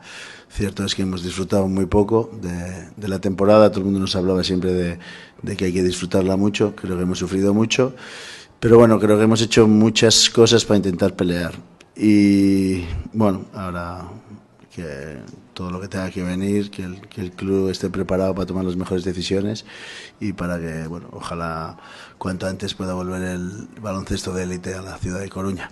Bueno, ojalá Coruña consiga tener su espacio baloncestístico, que las instituciones apoyen para que haya ese espectáculo en el Coliseum y sobre todo que, bueno, pues que ahora el club necesita de su masa social, que ha crecido mucho este año, para seguir apostando porque siga habiendo baloncesto del máximo nivel en la ciudad. Funciona mucho, ¿no? Es muy exigente y bueno, creo que durante el año hemos competido muchos tramos de partidos bien, pero no nos ha dado como para ganar los partidos necesarios para salvarnos, ¿no? Hay veces que, bueno, la experiencia de esta liga, la mía no es muy grande, pero es claro que los equipos que acaban descendiendo es porque seguro que hacen más cosas mal que otros, pero sobre todo porque en momentos importantes pues no han tenido esa pequeña suerte que a veces es necesaria, ¿no? Bueno, en realidade este día sabíamos que iba a chegar a pesar da victoria de lustre que se puido disfrutar no último día no Colisón contra o Barcelona, a dura realidade é que este equipo non fixo os deberes na zona central da tempada, perdendo moitísimos encontros, e foi unha losa para eles. E deste encontro en particular, o Bilbao, eu creo que o equipo sentiuse canso, pero canso físicamente, canso mentalmente. Eu creo que era un equipo que xa facía moitas xornadas que sabía cal iba a ser o seu destino, e a primeira xa, que era se perdo xa baixo, pois perdeuse e xa está. Que eu penso que é o mellor. Quedan 3 xornadas, agora intentar xogar sin ningunha presión. É certo que xogaremos sin Taylor, que recibiu unha oferta para poder disputar os playoff da Lega Italiana ca Virtus de Polonia, un equipo moi puntero en Europa, é unha oferta importante para el, e o clube pois deixoulle sair pola boa armonía que teñen entre ambas partes. É curioso, esta semana asistimos ao yin e ao yang do Leima, non? O xoves eu achegueime ata a Coruña a ver o partido co Barça e vin un Leima por momentos brillante, de bo xogo, que foi capaz de gañar a un Barcelona, bueno, que é verdade que viña moi tocado, moi mermado, eu creo que psicolóxicamente non preparados para disputar este partido, non tivo nada que ver ese Barcelona co que xogou a fin de semana. E despois encontrámonos ca outra faciana do Leima, pero para min unha faciana inusual. Creo que foi o partido con menor anotación de toda a temporada do Leima e curiosamente fronte a un equipo que deixou o terceiro ou cuarto equipo que menos puntos lle meteu. O sea, estaba nunha faixa para gañar os partidos, o sea, 79 puntos anotou Bilbao, que vendo a media de anotación de Leima, pois é unha faixa, digamos que unha marca asequible, pero bueno, o despropósito do primeiro cuarto foi tremendo e eu creo que aí, bueno, xa anímicamente o equipo está golpeado e aí xa entregou a culler e a outra cousa. Eu evidentemente non vin os dos partidos, pero creo que agora falar agora do Leima, do que foi o Leima dos partidos, pois creo que xa non ven moito caso, porque estaba sentenciado desde fai moito tempo. Curiosamente, eu creo que o partido que xogou o Colisón contra Surne Bilbao, aí xa empezou esa costa tremenda, esa costa baixo de Leima, que a sorpresa cando o chaval este Domínguez pois o sufriu a triplas nese partido, recordou perfectamente. Eu creo que as cousas a fixeron fatal desde o principio. O Consello de Administración, eu levo dicindo aquí neste programa prácticamente todos os martes, e sobre todo podo facer mal ou regular ao principio, pero o que é incomprensible é que non houbera unha reacción durante a temporada ante unha competición como é a ACB, ou descoñecían a ACB, ou non se souberon asesorar, ou non quixeron seguir na competición, non sei, pero que eu creo que foi o dos clubs que menos reaccionou, tendo en conta, ademais, a base social de 7.000 e pico abonados, según eles, que eu só descoñezco, cunhas contas saneadas desde Alefouro, unha instalación magnífica para xogar ao baloncesto, etcétera, etcétera, etcétera, non? Entón, eu creo que ahora o futuro non sei cal vai a ser. Eu lía hoxe, onte, mellor dito, que a marca para seguir no Coliseo tiña que ser 4.000 abonados, que creo que tiña que ir unha ampliación de capital, etcétera, etcétera. Neste programa xa o dixemos, fai xa casi un mes. No, digo, non sei, que algúns faladoiros de ACB non estiven, non? Pero eu creo que o importante é ver o que se este Consello de Administración vai a seguir, que o que van a facer, que si de verdad están interesados en apostar polo baloncesto en Coruña. Eu repito que para mí é unha tremenda decepción e unha tremenda pena ver o que había detrás do Leima en cuanto a aficionados, expectativas e tal, e deixar morrer así ese proxecto. A min resultame, como aficionado ao baloncesto e como galego, resultame bastante penoso. Robert, algo que engadir antes de ir cara ao Pazo? Sí, é certo que as opinións son todas dende esa mágoa, no, do descenso. Eu creo que naide quere que un equipo galego descenda e creo que este equipo dá a sensación de que se houbera feito mellor as cousas e non descendera neste primeiro ano sempre tan difícil, non? Que non permite o erro, que ao mellor se podía consolidar un gran club en ACB, non? Pero o certo é que eu sempre digo que a pista marca o todo, non? A pista marca que este equipo ata o momento leva 7 victorias, que non foi quen de gañar máis, e seguro que hai moitas e boas e poderosas razóns que esta xente terá que meditar e terá, bueno, agora ten que baixar a primeira FEF, que é xa sabemos o que eso significa, facer un proxecto novo, facer un proxecto primeira FEF, que nada teñe que ver ca Liga ACB, e intentar voltar. O que está claro é que este paso, para min é importante, porque de xogar en Riazor a xogar no Coliseo o ano que ven, para min é unha marca de identidade hacia onde queres volver a ir, non? Se voltamos aos 1.500 socios e voltamos a Riazor, está claro que vai ser, estivemos un ano, gañamos ao Madrid con ese 3+1, gañamos ao Barça, que o contaremos dentro de 20 anos, pero nos quedaremos nesa primeira FEF, non? En cambio, creo que si está no Coliseo, se os sponsors siguen, se aficionado abónase nunha medida boa, creo que pode ser un equipo que sabe xogar, porque é unha competición que coñece perfectamente na primeira FEF, e por que non intentalo, non? Imos cara ao Pazo, se vos parece, partido 6-9-7-9 con derrota do Breo. Andamos moi xustos de tempo. Si, solamente un apunto, que eso de o que acaba de decir Roberto, que se recordará gañar yo Madrid e yo Barcelona, a mí eso, perdóname Robert, pero lembrame o voltar os tempos do Teresa Herrera. De feito, antes de ir ao Pazo, comentábamos en privado no seu momento Robereu, a vitoria contra o Barça deixounos os dous unha sensación moi agridulce dentro de nós, non?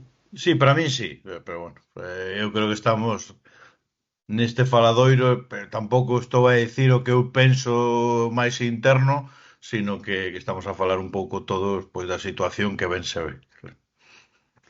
Pois escoitamos a Luís Casimiro e analizamos o vídeo o que sucedeu antonte no Pazo Universitario. O sea, que tiene mérito lo que han hecho estos dos 5 nuestros solos, Dragan y Buba, contra grandes pibos que tiene el Real Madrid. Falta de 2 minutos y medio, empate, 69-69, nuestras pérdidas, hasta 3 pérdidas de balón ahí, un poco ingenuas, pues nos ha hecho doblar la rodilla. Hasta ese momento pues estábamos compitiendo para ganar y yo creo que hay que estar orgulloso del trabajo que ha hecho el equipo, llegando hasta ese momento a falta de 2,5 con el partido empatado y pudiendo tener opciones de ganar, al no ser, si no hubiésemos perdido estos 3 balones que les ha dado bastante facilidad al Real Madrid. Yo creo que desde que se fue Darwin, él ha creído que debe dar un paso adelante. Yo creo que todavía se siente con más confianza, genera más confianza hacia los compañeros y él está ahora mismo en un estado muy, muy dulce, ¿no? Muy dulce y bueno, yo creo que ayuda muchísimo y está en un buen momento. Si nos remontamos a de dónde viene, pues yo creo que hay que valorar lo que hicimos en aquel momento de confiar en un chico de 23 años que había tenido 2 experiencias de meses solamente en Europa para traerlo a nuestro equipo y ponerle nuestro equipo en sus manos. Entonces, esa confianza que le dimos en aquel momento y esa apuesta que hicimos, porque fue una apuesta de riesgo, donde hay que valorar el trabajo que se hizo desde el club, él lo ha devuelto con creces y está jugando muy bien. Bueno, partido con Madrid é un partido que está no casilleiro este de partidos perdidos e se perdeu. Que se pudo haber gañado ou non, porque tamén pode ser un pouco irreal a sensación, pero bueno, o Breogán desde mediado o primeiro cuarto cando Saco sentiu molestia se foi ao banco, non volveu salir, pues era un barco veleiro contra un transatlántico no xogo interior e así os machacaron 46 rebotes por 32, xa che dicen o que hai. Os interiores do Madrid anotaron a mitad dos puntos do equipo, máis que dicir, bueno, aí nos destrozaron totalmente. Xa con Saco a superioridade era manifesta, sin Saco a superioridade foi palmaria. Además a isto se lle suma que o Breogán, o seu forte son os tiros de 3 e nos 2 primeiros cuartos anotou 2 triplas, pois é moi difícil competir. Malia todo isto, o segundo cuarto o Breogán o gañou e o terceiro cuarto o gañou. E no último cuarto o partido se equilibrou hasta eses 2 últimos minutos fatídicos nos que eu creo que hai cansanzo psicolóxico e físico, motivou decisións erróneas totalmente por partes de xogadores, uns fallos realmente incomprensibles e que propiciaron un parcial de 0-2. Se non houbera habido esos fallos, pois eu supoño que houbera ganado o Madrid tamén, porque eu creo que este tipo de partidos os equipos grandes os fan a necesidade, o sea, van rendindo a necesidade que van necesitando. Se tú os apretas, pois eles fan a goma, estiran e acaban marchando. Eu supoño que a vitoria se acabaría indo, pero, bueno, sempre tes esa opción de poder competilo ata o final. Ata o final competíchelo, pero ese 0-10 nos 2 últimos minutos foi demasiada lousa para un equipo que na ofensiva, ademais, o seu casi que único argumento foi un Grant que, se ben na primeira parte non estuvo atinado, na segunda, pois, se volveu sair con canastas realmente espectaculares. Pa desgraza de Tito, non? Porque decía outro día que os xogadores que queren renovar non queren que xoguen ben, non? Grant, xa che digo eu que o van disfrutar noutros sitios. Seguramente. Vamos, seguramente non. Eu diría que casi por completo. Pois é unha mágoa, porque Mabra dá esa solidez, esa sobriedade, e Grant dá ese descaro de que pode facer calquer cousa na cancha. Sí, pero eu tamén creo que dese perfil de xogadores pois hai máis que eu creo que a prioridade do Breogán para o ano que ven ten que ser o xogo interior. Un 5 e un 4 e titulares. Dos que chaman titulares, porque hoxe titulares vas a ir a mirar os números, os tempos de xogo e tampouco é o que tal, pero bueno, sí, con impacto no xogo. E a partir de aí, e bueno, despois evidentemente ten que buscar puntos no perímetro, pero hai máis xogadores de puntos no perímetro que xogadores interiores. Aí esa discusión que tiñamos un día con Del Pon, que eu dixen que se Breogán tuvera un 5 de referencia xogaría o playoff, eu a día de hoxe ainda sigo mantendo. Se o Breogán tivera un 5 de referencia, que non o tivo en toda a temporada. Mira, joder, pois vamos a ver, coa relación está fantástica. Podemos fichar a Balvin, non? Podes fichar a Balvin, pero podestes tamén, joder, a ver, como tedes o alcalde de Lugo no Madrid, pois podíamos xestionar, porque o Madrid chegou onte a Lugo con... traía 5 pivos, joder. 5 pivos traía para xogar, non sei se quedou algún polo camiño, pois para que vos preste algún xa para a Pero mira, temporada que ven. necesitou dos 5 para gañar o partido. Claro, por isto digo eu, dos 5 e algún máis. A marxe da coñita Sí. que está ben, No, eu sigo no mismo tema, quer dicir, Ovidio, no que está. sabemos o tema de Saco, a repercusión da lesión? Ten, porque eu sei, o vídeo está máis Sí, informado. eu tamén o sei, pero unha cousa é a lunes pola tarde onde estamos grabando isto e outra cousa é a martes pola mañá. É dicir, a situación de hoxe, sí. A situación é se o aductor está roto, pois acabamos a temporada e se é unha sobrecarga, pois chegará a final de temporada a xogar, pois non sei se o seguinte partido ou así.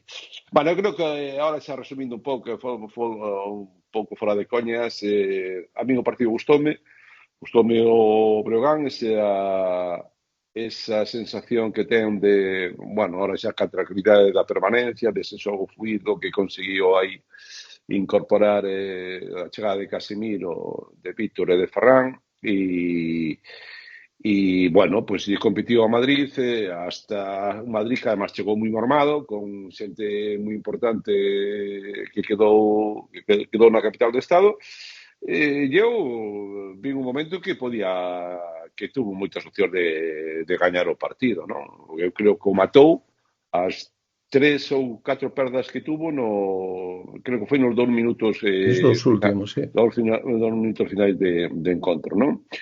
E polo demais, pois o partido, eu desde a tele resultoume moi emotivo con Musa e tal, só faltaba que Casemiro fixera de Bilardo para dicirlle a xente que Musa non vestía de azul oscuro que iba o Breogán, que vestía de blanco, non? Pero bueno, foi Eu entendo perfectamente, Sergio, que a ausencia de referentes en Compostela é importante. Sobre todo de referentes en activo que vayan ali. E eu entendo que esa querencia marca e lastra un pouco. E a ti te leva de día tras día a tratar de, non sei, si por medio de que... Sí, déxame acabar o plantexamento que eu fui moi educado e deixeite acabar. A relación de Musa con Lugo, esa é innegable, por moita coña que queiramos facer. Musa onte xogaba en Lugo probablemente o seu último partido, seguro, o seu último partido... Que fichou en Dubai. Sí, eu sei que está fichado en Dubai con contrato firmado desde o xoves no Coliseo.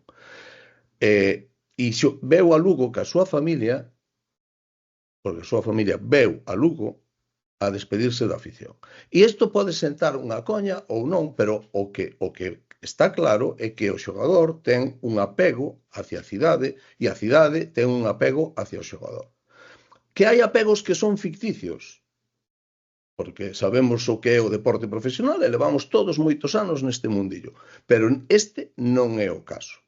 Bueno, pero que ten que ver isto co que estou dicindo eu? Eu estou dicindo que me resultou moi emotivo o tema de Musa, que a xente aplaudía as súas canastas cando estaba xogando no equipo contrario. Estás equivocado. Eso que estás dicindo é unha mentira. O público de Lugo non lle aplaudiu a Musa cando meteu canastas. Bueno, para min creo que estas historias son as que fan fermoso este deporte, non? Ni máis ni menos. Falando de cousas fermosas deste deporte, continuamos con Fernando Romai en breves instantes.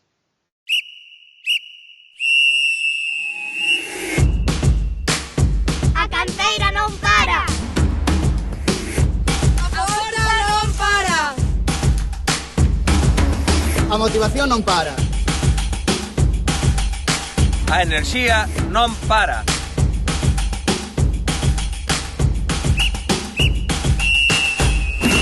Porque o deporte galego non ten parada.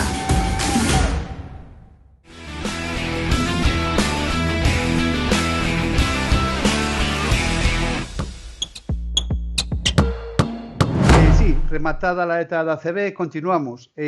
Sergio, Ovidio, Robert, conozco un coruñés, Fernando Romai. Moi boas. Que tal, como estás? Que tal? Moi ben. Chámame a atención Fernando. Chámame a atención unha cousa, que aquí o neno é Roberto de todos nós. Por qué? Cago en 10, o máis xoven de todos.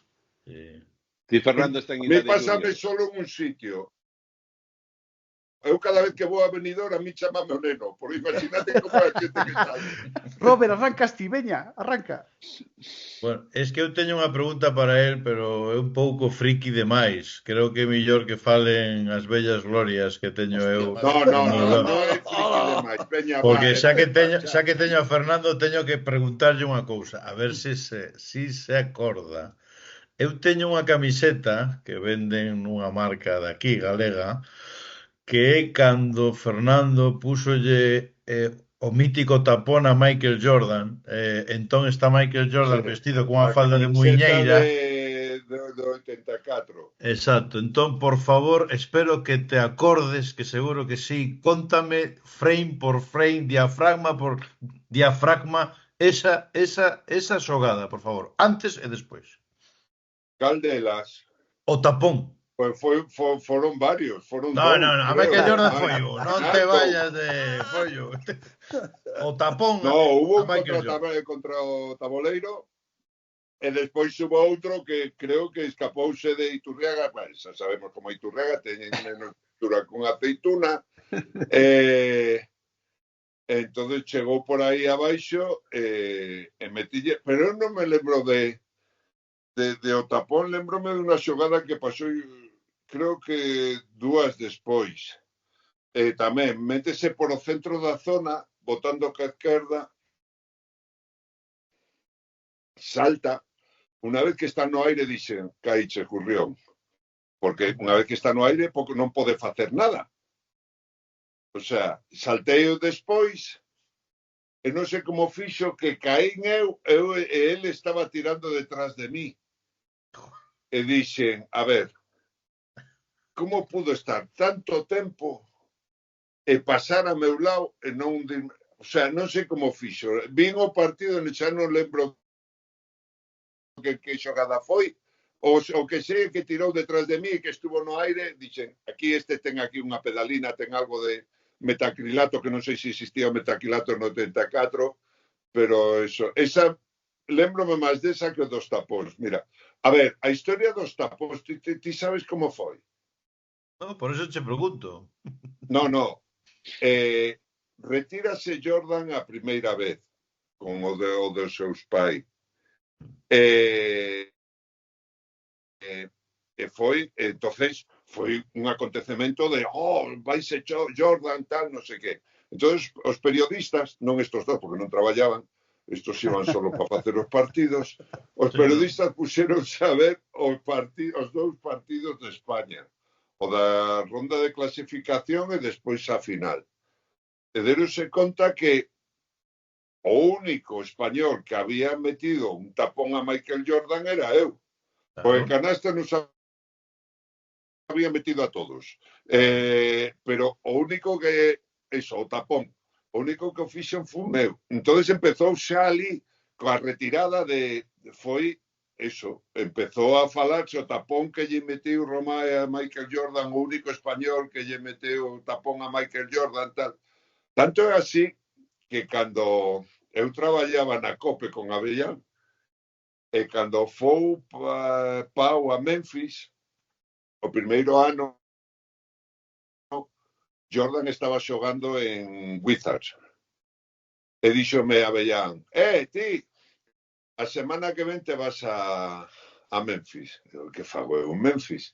Pois primeiro tes que facer unha entrevista con Pau, que a facemos en directo nos contigo ali, e despois vas a ver o partido de Memphis Wizards para ver si Pau Gasol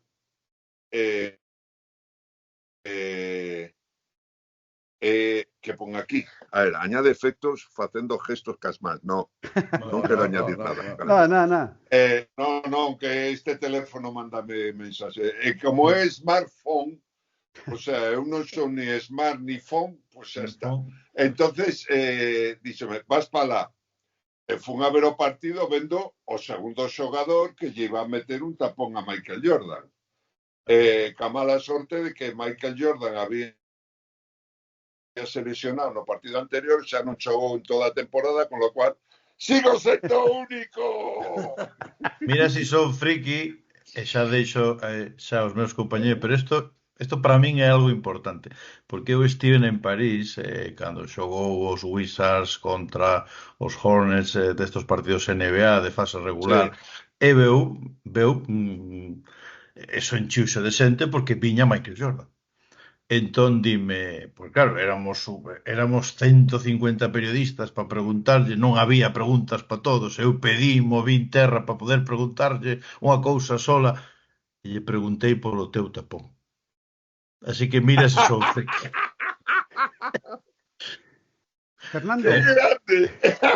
Fernando, gustaríame facer, xa que estamos neste ambiente, unha entrevista á inversa, se lle pode chamar así. Unha lembranza que teñas con o vídeo e outra que tiveras con Sergio Del Pon. Non se acorda. Es que con Del Pon difícil, solo unha. hai moito viño polo medio, entón. A ver, lembranzas que teño, lembrome de... Era máis do Barça co do Madrid. Eles iban máis co Barça co o Madrid. Mira, ves, nos dicen que non. O vídeo. Este de aquí abaixo, non. E solo viñan cando era así, e sobre todo que algunha vez que a selección tamén viñechedes vos. Varias veces. Varias veces. Mira, estuve mirando estos días... Tamén. Había moi bon rollo con todos os periodistas. O sea, nos tiñamos... Ten en conta que na nosa época, o sea, seguir un equipo de baloncesto era casi unha cousa heroica, non? Os que viñan con nos... Imagínate, vais a xogar contra o Zalguires Kaunas. Chegar a Kaunas era un día e pico de viaxe. O sea, pois tiñas que coller Madrid, non sei se era Zúrich ou Ginebra, e depois dali ir a Moscú. Chegabas a Moscú con diferencia horaria que xa era de noite. Dormías e a mañán seguinte collías un avión pequeno que levaba hasta Vilnius. E de Vilnius ibas en autobús a Kaunas. E os periodistas quedábanse en Vilnius porque en Kaunas non podía haber hoteles, porque Kaunas era unha base estratégica de non sei que, de misiles, decían, ou non sei que. Entón, en Kaunas non podía entrar a prensa, solo iban en un autobús ao partido e volvían. E nós estábamos ali que non había ni hotel, era unha casa del pueblo que chamaban, que era unha especie de hostal que estaba máis ben que outra cousa, e tanto era así que o primeiro ano que viaxe a Checho Virikov con nós, Checho era compañeiro mío de habitación, pobriño, non había outro, empezan a distribución de isto, non? De habitación, se dicen, pois o delegado, a Mescua. Outra coita que pedito a Mescua, como hablaba ti, que estaba a tía la vida moi fácil. E cogía e empezaba e decía, Corbalán tal, Rullán no te qué, tal, no te cuánto, Viricón Romay decía, este no, Viricón Romay, este non. Nos deixaron para o final, e cando chegamos ao final dicen, non hai habitaciones dobles. Entón, a mí me puxeron nunha habitación pegado ao equipo e a Chechu mandaron a outro lado do pasillo porque estaba unha habitación que estaba rodeado por xente que lle estaba vigilando para ver que facía cando estaba ali, o sea. Era unha anécdota de viaxe, entonces nos viaxábamos e tiñamos vida con eles, o sea, xogabas as cartas, no aeroporto pois estabas aí. Irase a tumba, moitas cousas desos viaxes, Sí. Porque daquela había unha complicidade que hoxe é imposible. Con eso os anos ibas de aí de ai, pobriño, que son cura. No, non tamén facías o teu. 9 anos pero que estudiando logo nun facías colexio de intentabas. curas, Fernando? Eu Mira, acórdome... Sí, Ovidio, di. No, si era No, simplemente que era, estuve buscando así imaxes así, encontrei unha imaxe dun todo básquet de principios dos 90 contigo e con Itu en Sí. Santiago, en directo que grabáramos en directo. E tú viñeron un par de veces e creo que tú tamén ao final viñeras tamén un par de veces ao todo básquet.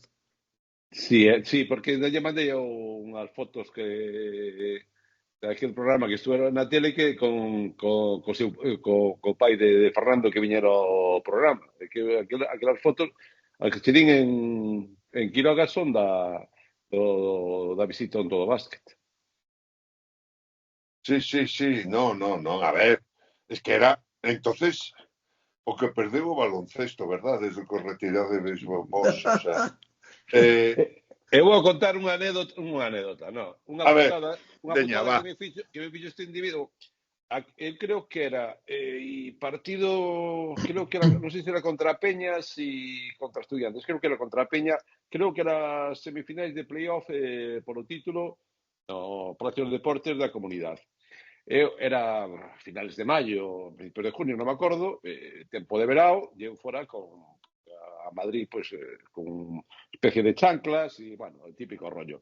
Caiu unha tromba de auga en Madrid que parecía Santiago.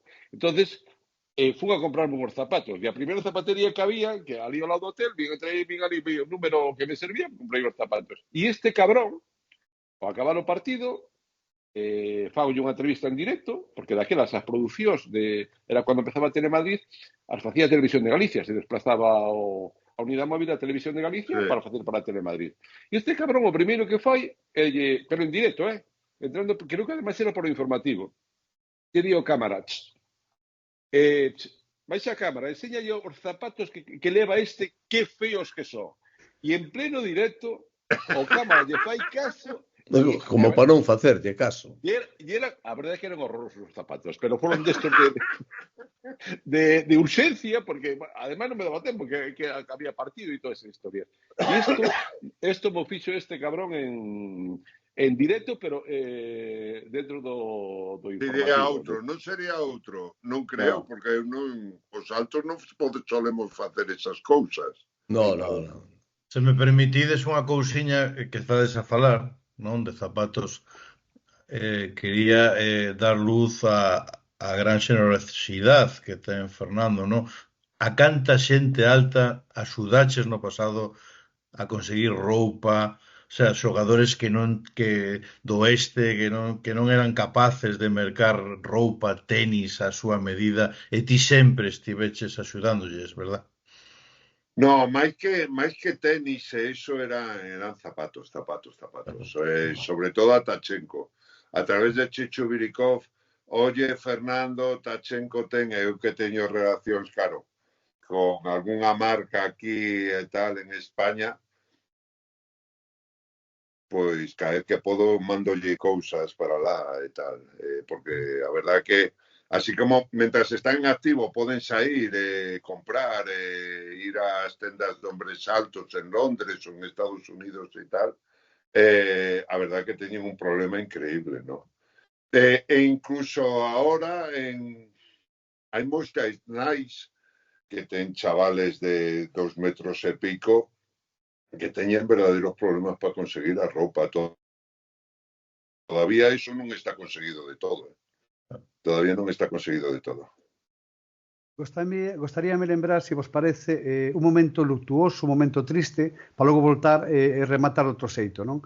O momento do falecemento de Fernando Martín, en voz de Sergio del Pon e posteriormente Ovidio González con Fernando Romai no pabellón. Sergio. Bueno, sí, eu creo que foi o peor momento na miña vida profesional, porque eu creo que deben ser o primeiro dos primeiros xornalistas que me enterei do accidente de casualidade. Era un domingo e entonces ese domingo tiñamos dábamos 2 partidos de baloncesto. Era o Real Madrid CAI, estaba o vídeo en Madrid para narralo, eu estaba para facer o programa, e despois creo que dábamos un Breogán Tenerife, creo que era. E ás 4 da tarde, 4:20, unha cosa así, sona un teléfono na redacción de deportes. Coño o teléfono e era dunha produtora de Madrid que traballaba para nós. Creo recordar que era Europa Press ou F. Entonces me dicen, oye, mira, que acabamos de gravar un coche accidentado, creo que era na zona de M30, e nos chama a atención que hai fotos esparcidas de Fernando Martín. E entonces eu digo, joder, pois mandádeme, chamo a produción, o típico rollo que se fai na tele, para que nos manden as imaxes. Entonces eu poño, non había móviles, eu poño as emisoras de radio. Estamos na redacción de deportes para ver se alguna emisora de radio decía algo. Y nadie decía nada. Entonces, consigo contactar con Ovidio, o non sei se me chama él e tal, e é cando lle digo, oye, Ovidio, eu teño esta información, intenta, pues, con Fernando, que era o noso referente no Real Madrid, a ver que che pode adiantar. E aí foi cando contactei con Ovidio, e Ovidio, pois, xa despois ele falou, o primeiro que foi con Fernando, creo que foi así, non, Ovidio? Sí, foi, como ben dixeche, esta profesión e este recorrido profesional che dá días de moito e tamén che dá días de nada, que che quita a vida. E ese día foi un impacto, para min foi un impacto, e foi un impacto vivilo ali dentro, porque naquela época non era como agora, que as interioridades dos vestiarios están vedadas, é un coto privado que non tes acceso. Daquela entrevistabas os xogadores nos túneles de vestiarios, era así, era o que falaba Fernando, esa comunión que había entre...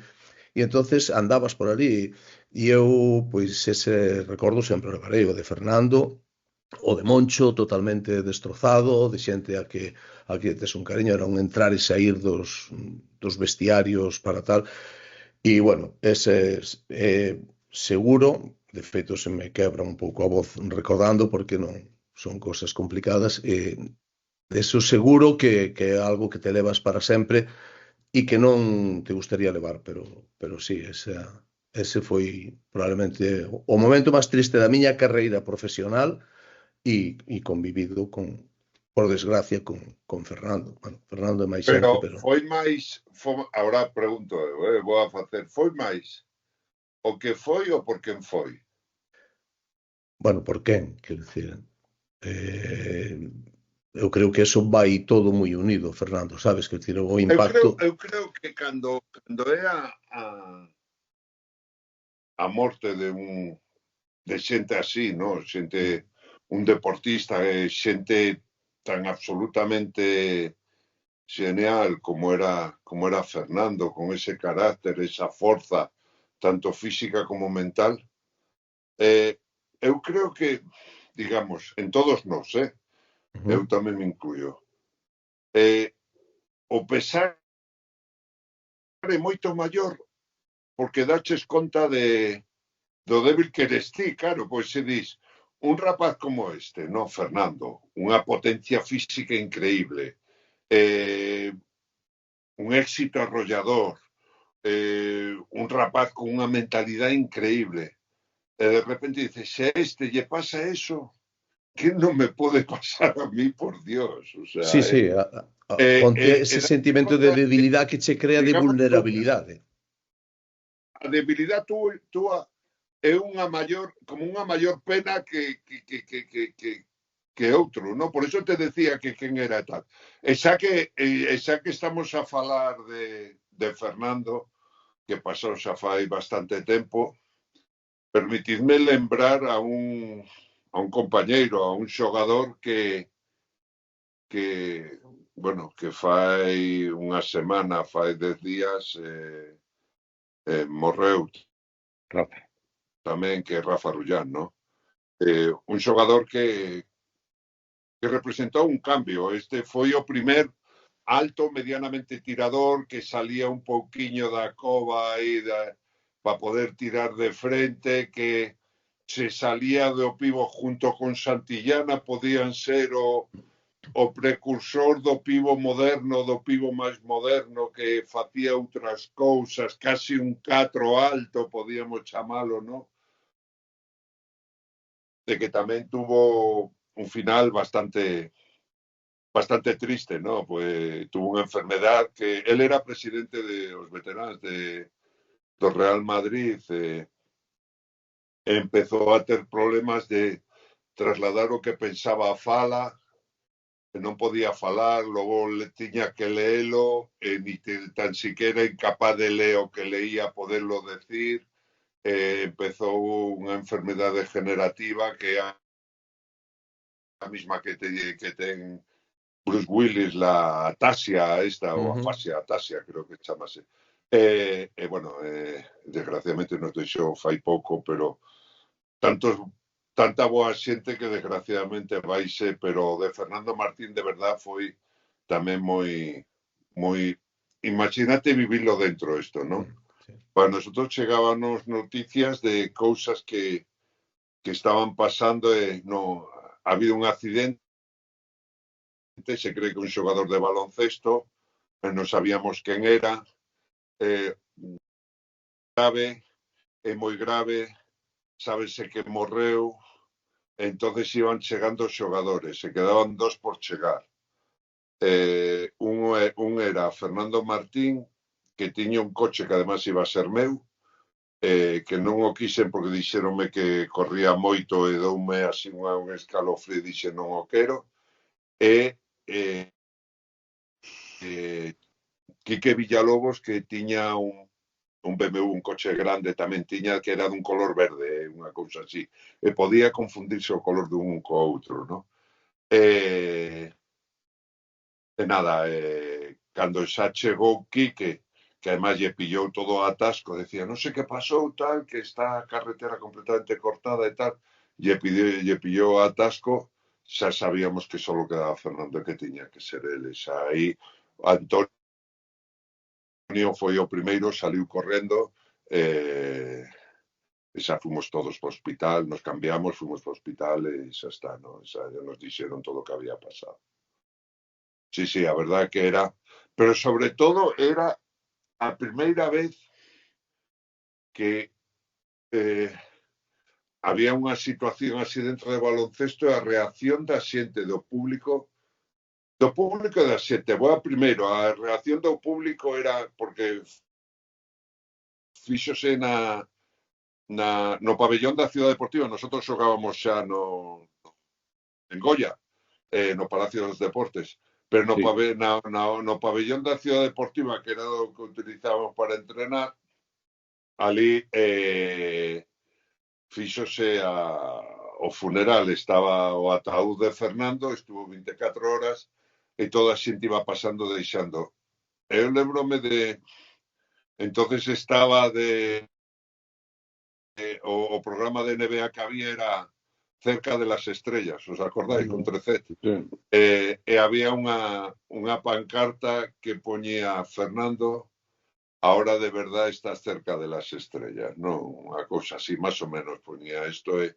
A mí eso mal pintado por unos rapaces que o habían feito no instituto e que o levaron para lá. O sea, era un pouco a manifestación desa xente que seguía o baloncesto e que rendía homenaxe a Fernando Martín. E despois dar a volta e ver chegar a Epi, a Solozábal e a Audi Norris, nos abrazamos los dos y se puso a llorar como unha magdalena.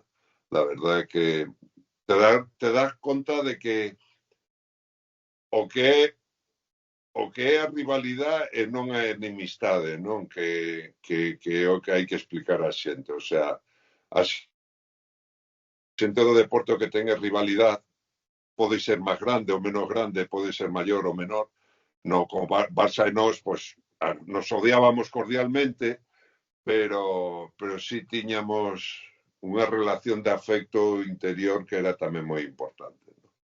Eu, por salir un pouco desta deste bucle. Eu queria facerlle unha pregunta a Fernando. Estamos diante de, evidentemente, o baloncestista galego máis laureado da historia. Creo que, se non me equivoco, son 27 títulos, máis 2 medallas coa selección, unha olímpica e unha dun campeonato europea, e 2 medallas de plata. Pero dime a verdad, tú que estás realmente satisfeito son dos 2 títulos que gañache co Madrid Panteras. No. Estou máis satisfecho dun título que gañei co Ar de Ferrol, que ganamos a Copa de Galicia. E cando nos deron a Copa, poñía campeón galego de baloncesto femenino. Habíanse equivocado e a Copa está por aí.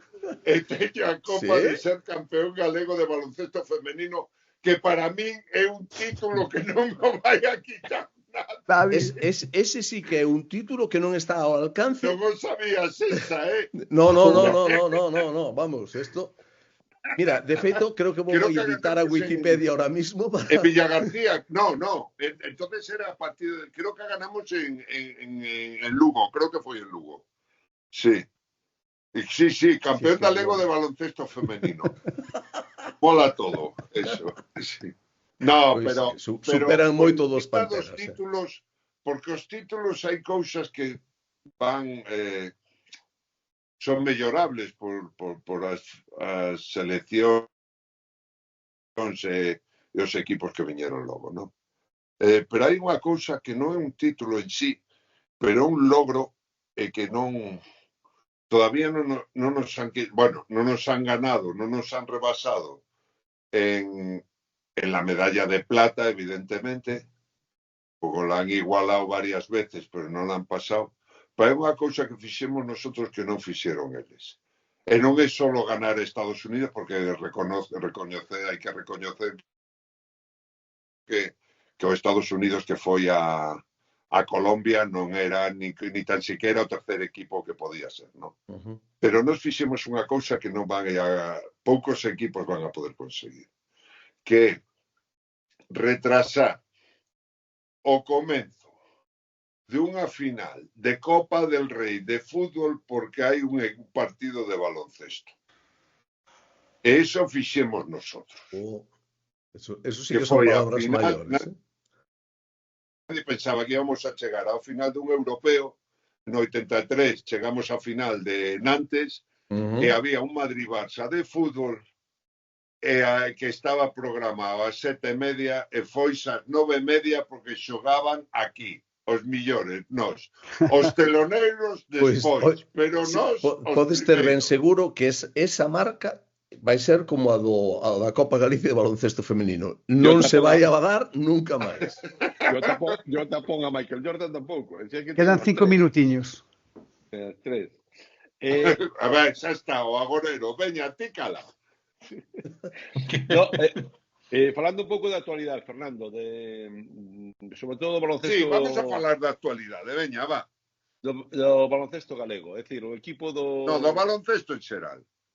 Bueno, pero o equipo do teu pueblo, da tua cidade, perdón, da Coruña, acaba de perder a categoría, acaba de baixar... A condición de ACB, sí. De ACB. Tú como viches esta situación na temporada de Leima? Imagino que seguirías de cerca os acontecementos, non? Sí, claro, a seguía, fun a ver algún partido, doeume moito. Pois quedáronse solo con que han gañado Madrid ou a Barça. É un equipo que é capaz de gañar ao Madrid ou ao Barça que non se quede en primeira división é triste. Eu creo que pagaron a nomatada, pagaron moito. Ademais, son dos que pensan que eu sempre me fago unha pregunta cando un equipo que me chega sube de categoría e chega a unha división, non? E é, que lle das ti ao baloncesto para poder estar en esa división? ti tes que darlle algo ao baloncesto. Ti tes que proponer algunha cousa, non? Quero ser un equipo que faga canteira. Pois bueno, vale, inténtao. Quero ser un equipo que sea o millor defensor. Quero ser un equipo que sea o millor triplista. E fan un equipo acorde ao que queres xogar. E como xogou o Leima? A que xogou? Que diferencia habría entre o Leima e, non sei, outro equipo, calquer outro? Porque no meu tempo ti xogabas contra o AR e sabías como iban a xogar. Porque era unha proposta completamente distinta. Sabías que iban a correr, que Manolo Ayer iba a correr como unha bestia, que Anicet se iba a facer forte dentro e iba a xogar tal, que iban a defender como perros, que tiñan 8 xogadores que salían co coitelo aquí nos dentes e que iban a facer o que fose. Ti ibas a xogar contra o Breogán e sabías como ibas a xogar. Sabías que tiñan normalmente un americano, 2 americanos moi atléticos, sabías que estaba Manel, que mano de seda Manel, que iba a meterlas hasta con o cu, iba a tener un base moi defensor e tal. Sabías, eran xogos completamente distintos. Entonces, a mí pareceme que ahora, no baloncesto actual, se xoga demasiado igual a todo, non? Hai como pouca iniciativa individual que incluso faga atractivo tamén para a xente, porque ti tes que vender algo a xente. O sea, nós temos que vender que somos non sei que vamos a xogar desta maneira, que imos a... E me pareceme que... No, entonces... pareceme que tiña un bon equipo, faltaba un pouco de rigor defensivo, e que por eso foise abaixo.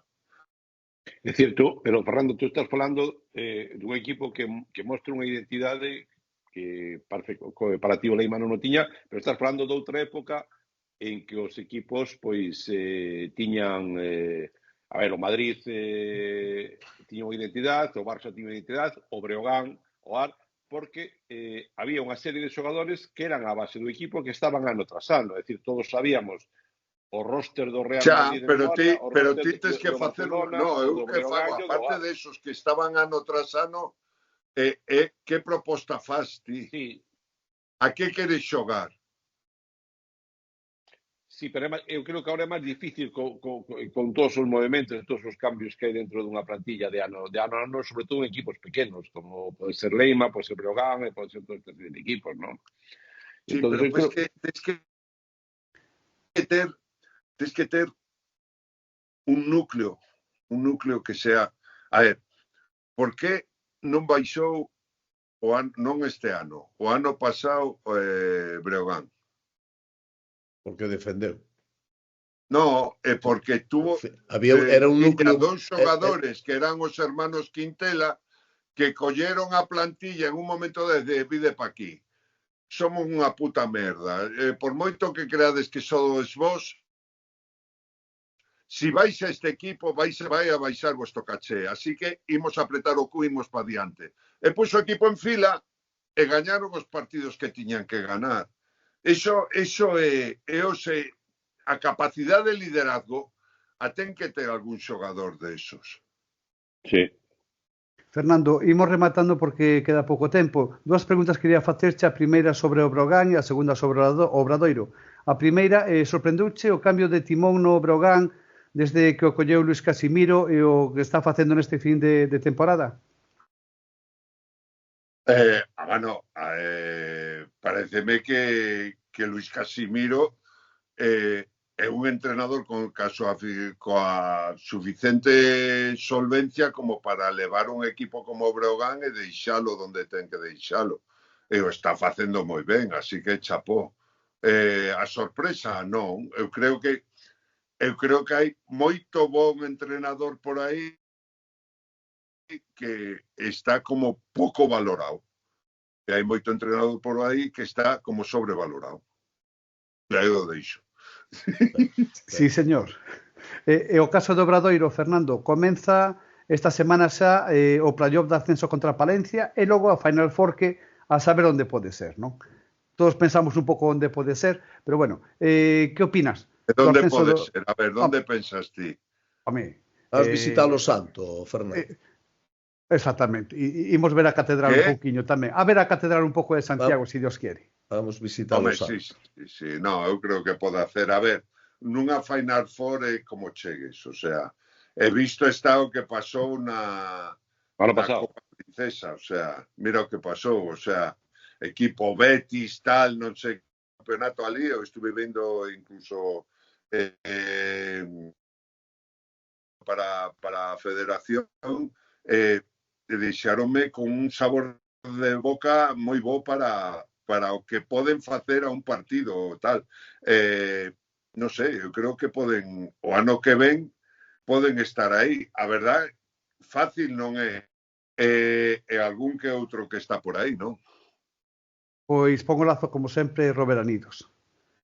Non, para min estábamos a falar antes o vídeo dicía os títulos e Fernando facía así como que os títulos, o sea, Fernando é tan grande, bueno, ten a medalla, o mérito que non lle dan a casi naide, porque é tan enorme como persoa, moitísimo máis que como se ve físicamente. Eu, para min, eres xunto a Torre de Hércules e o teu barrio da Gaiteira a referencia do noso povo. Moitísimas gracias, de verdad, pero no, favor que me facedes. A verdad que o dos títulos, pois eso, é solo para facer presentacións. Eu quedo moitísimo máis cas vivencias e cas cousas e seguindo traballando para o baloncesto. Fai pouco, o sábado estuve en Ourense ca Junior NBA, que os rapaces e as rapazas de Ourense xogaron aí un campeonato, xogando además por un anillo, representando as franquicias da NBA. Cerca estarei xa en xulio co Campos Díaz Miguel. A mí encántame os rapaces, encántame o baloncesto, encántame as sensaciones que teño cada vez que me acerco a él. É maravilloso. E o que importa sobre os títulos é o camiño que me deixa en moitísimas vivencias, moitísimos. Mira, hoxe, sen ir máis lonxe, bueno, estamos intentando loitar porque nós, os de 80 para atrás, pois tiñamos a mala sorte de non poder ser profesionales, porque si éramos profesionales nos íbamos aos Xogos Olímpicos. Entonces nos tributábamos a Hacienda, pero non podían cotizar por nós porque si cotizaban a Seguridade Social éramos profesionales, ¿no?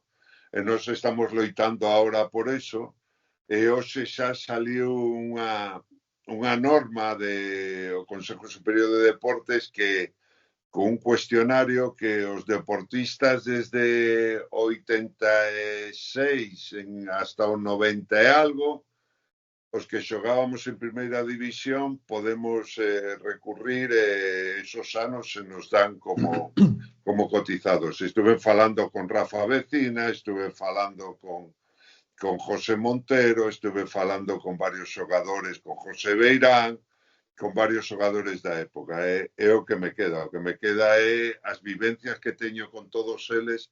É importante do baloncesto, por encima dos logros e por encima dos triunfos, é vivilo. E vivindo como é de baloncesto, que como a vida misma non se pode pedir máis. Se me permites unha cousa, por favor, non unha cousiña.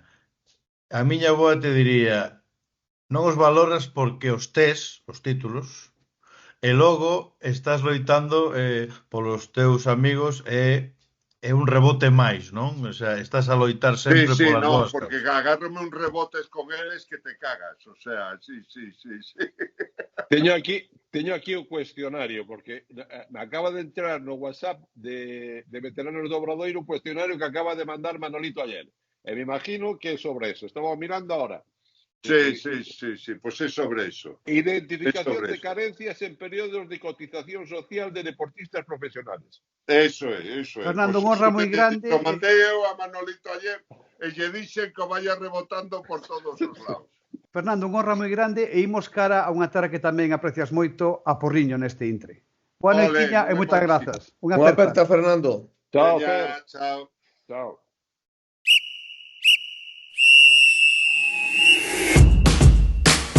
A canteira non para. Agora non para. A motivación non para. A enerxía non para.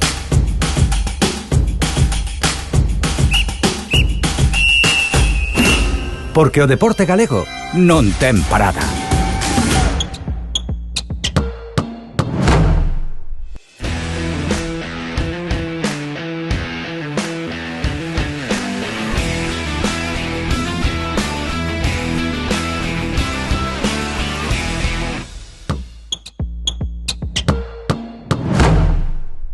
E este programa non podía ter outro colofón final que o bloque de formación.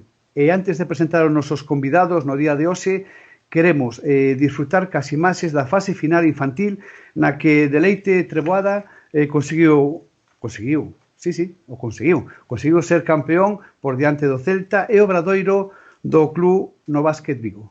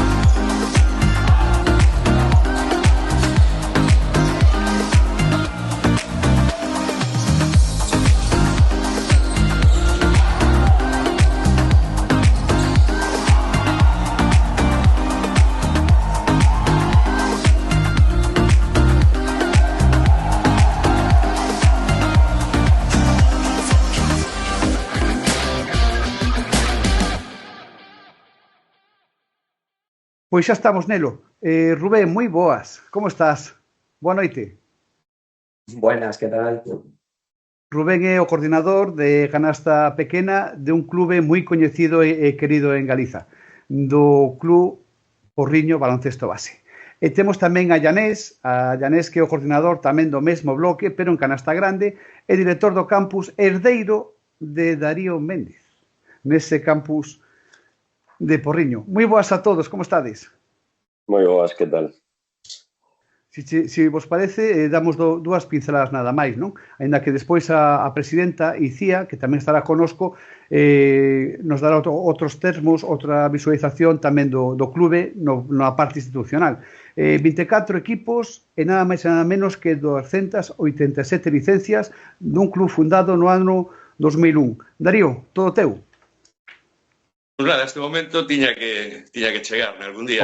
Home. Estou contento de facelo.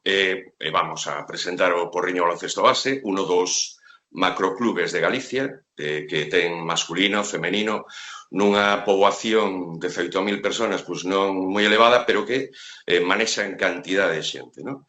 De feito, moita xente que está na directiva formou parte do clube, como adestradores, xogadores, etc. E hai unha continuidade, un cariño, e se ve aí.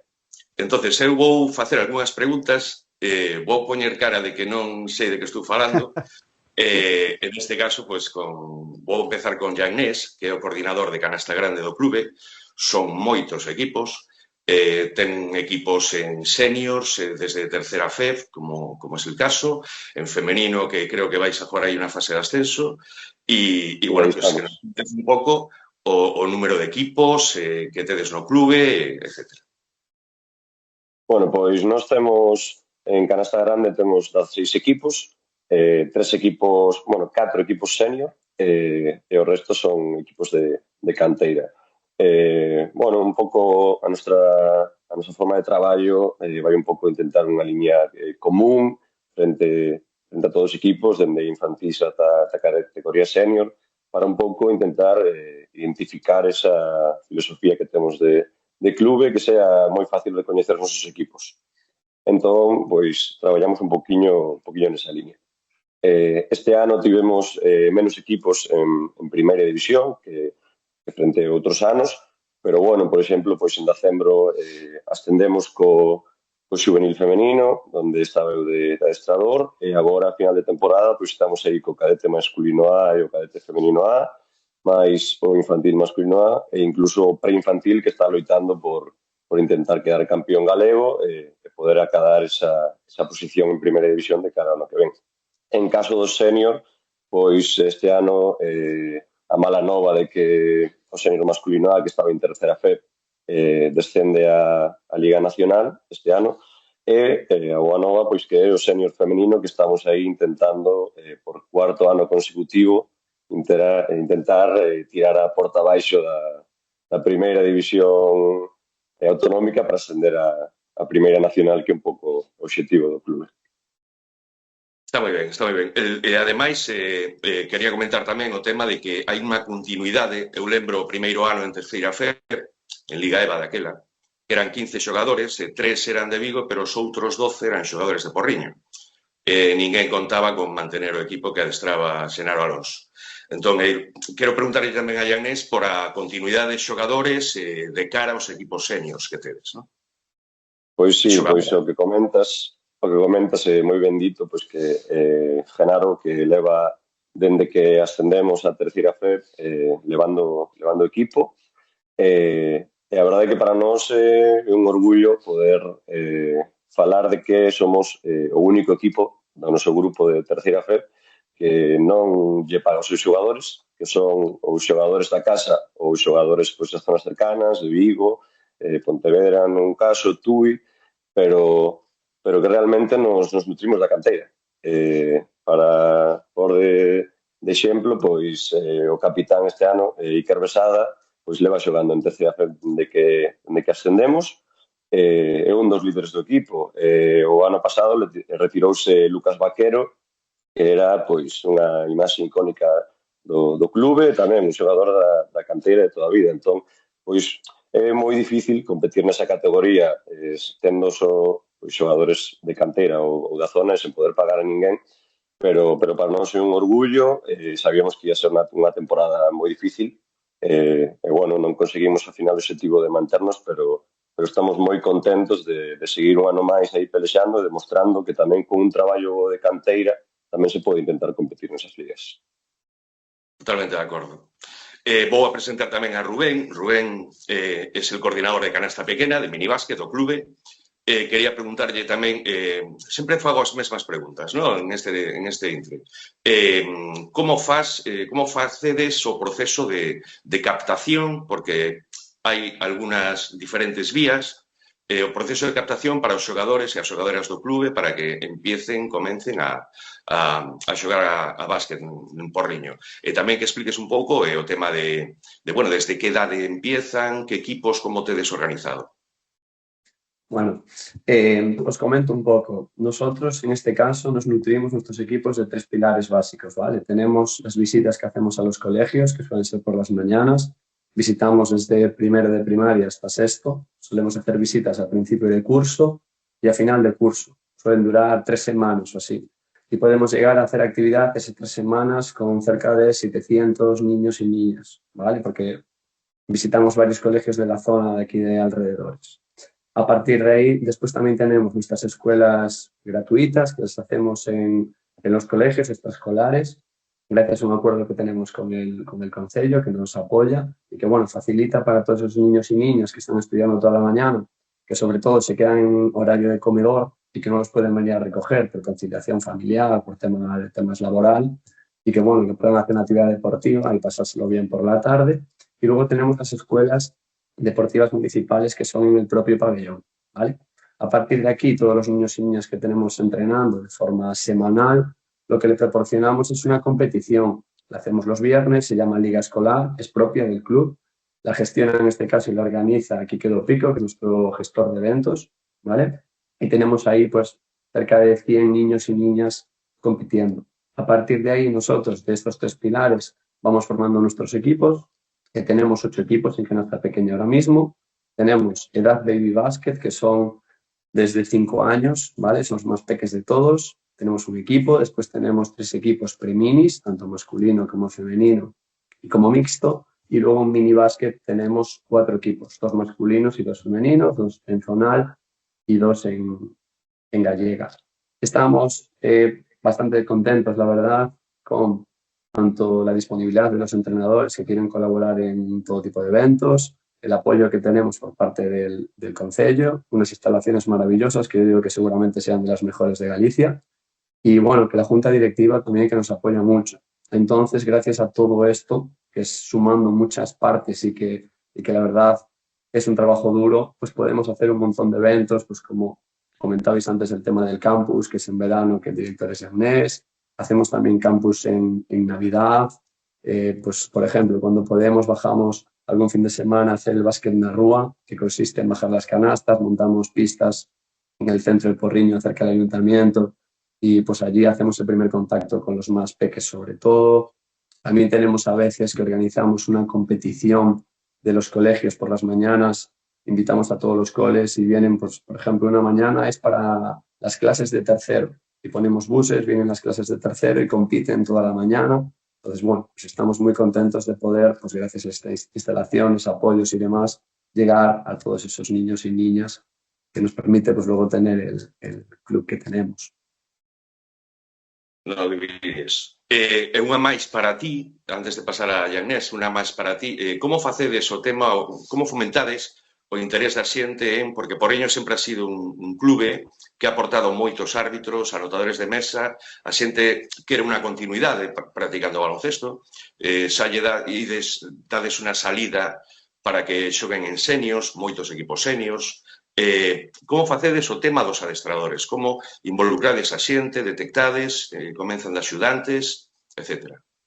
Aquí en Porriño hay mucha tradición, la mayoría de entrenadores, pues es justo si es el 90, 95, pero bueno, somos sobre todo jugadores que nos hemos formado aquí durante muchos años, que luego nos hemos formado como entrenadores, la mayoría incluso aquí en casa, otros pues como Sara, por ejemplo, que se ha ido fuera y ahora ha vuelto. Y bueno, pues la verdad que eso transmite también esos valores, ese cariño que tenemos aquí al club y que luego pues se transmite a los equipos que entrenamos. Nosotros apostamos por la formación, de hecho la directiva apoya de forma económica a todos aquellos entrenadores que se quieren seguir formando y les ayuda en una parte, ¿vale? Porque obviamente pues eso es invertir a largo plazo en el club, porque cuanto mejor estemos formados los entrenadores, pues mejor será el entrenamiento que le proporcionemos a los equipos y sobre todo a los niños y a las niñas, ¿vale? Y después también tenemos cierta diversidad, aunque somos un grupo bastante joven, en este caso los entrenadores de canasta pequeña, tenemos perfiles, por ejemplo, como el de Carolina o Miguel Abella, que son pues, padre y madre de familia, que tienen hijos en el club y que aportan una experiencia diferente, porque ya son padres y madres, que te hace pensar de una forma diferente. Luego tenemos un núcleo de gente joven, pues que no tenemos hijos aún, tenemos otra forma de ver la vida. Luego tenemos también, por ejemplo, entrenadores que están en dinámica de selección, como puede ser Hugo y como puede ser Andrea, que estuvieron en dinámica de selección este año con Minibásquet. Y bueno, pues seguimos apostando en este caso por la formación. De hecho, me gustaría comentar que, pues como esto se va modernizando cada vez más y ahora parece que la figura de preparador físico es muy importante, pues que contamos con la ayuda de Andrés Porto, que también está entrenando en canasta pequeña y que es un entrenador pues, que nos ayuda, sobre todo en edades muy sensibles. Cuando son peques es mucho más fácil para llegar a temas de coordinación, disociar, piernas, manos y demás, pues nos ayuda a través de juegos a estimular pues que los niños y las niñas vayan conociendo un poquito más su cuerpo, que lo controlen más y bueno, obviamente esto pues ayuda a que ellos pues que se diviertan más y que ganen en calidad de vida, ya no solo para el baloncesto, sino para la vida en general. Ok, espectacular. E por último, bueno, para Agnés teño unha pregunta que facer, porque en todos os clubes, a maioría dos clubes, logo Icía falará do apoio do Concello, que é brutal, o deporte en Porriño, non só o básquet, todos os equipos, non? Moita xente fai deporte en Porriño. E quería preguntar a Agnés cantos espazos utilizades para adestrar, porque con 24 equipos, pues, a parte do pabillón, que por certo son instalaciones gratuitas para o clube, porque o Concello hai moitos clubes que ten que pagar por as instalaciones para adestrar. Eu quería preguntarlle a Agnés por cantos espazos, en cuántos espazos están adestrando os diferentes equipos, si tedes gimnasio, si non temos gimnasio, todo isto. Bueno, pois a verdade é que aí estamos moi contentos e moi agradecidos polas instalacións que temos. Ao final, pois comentaba ante Rubén, estou seguro que serán das mellores de Galicia, por non dicir a mellor, e contar con 2 pabellóns, con o colexio que temos enfrente, que é como un pabellón máis realmente, que agora están rematando unhas obras ali e vai quedar pois como un terceiro pabellón, e a maiores contamos con un colexio de Mos, co que temos aí un convenio que nos ofrecemos o traballo de liga escolar con eles, traballamos cos seus colexios para que logo eles nos cedan un par de pistas para poder estar. Ao final, é o que comentabas, 24 equipos inviable compartindo aparte a instalación con pois balonmano, con patinaxe, con ximnasia rítmica. Bueno, é complicado. De feito, bueno, moitas veces temos que adestrar compartindo pista, entrenando, adestrando só a unha canasta. Bueno, pois hai que reinventarse un poquinho para poder aproveitar a instalación, pero ao final, entre as pistas que temos, máis o gimnasio, que agora temos un gimnasio específico para baloncesto, e dentro da propia instalación, os espazos que temos tamén para poder realizar eses exercicios que comentaba Rubén, de coordinación, etc., cos rapaces, pois creo que temos unhas instalacións moi completas que nos permiten facer un bo traballo, tanto fora da pista como dentro da pista. Ao final, os nosos equipos, tanto en canasta pequena como en canasta grande, fan todo sempre unha sesión de preparación física previa ou pos o adestramento, dependendo dos tempos que teñamos, antes ou despois, pero todos fan ese traballo de preparación física que, o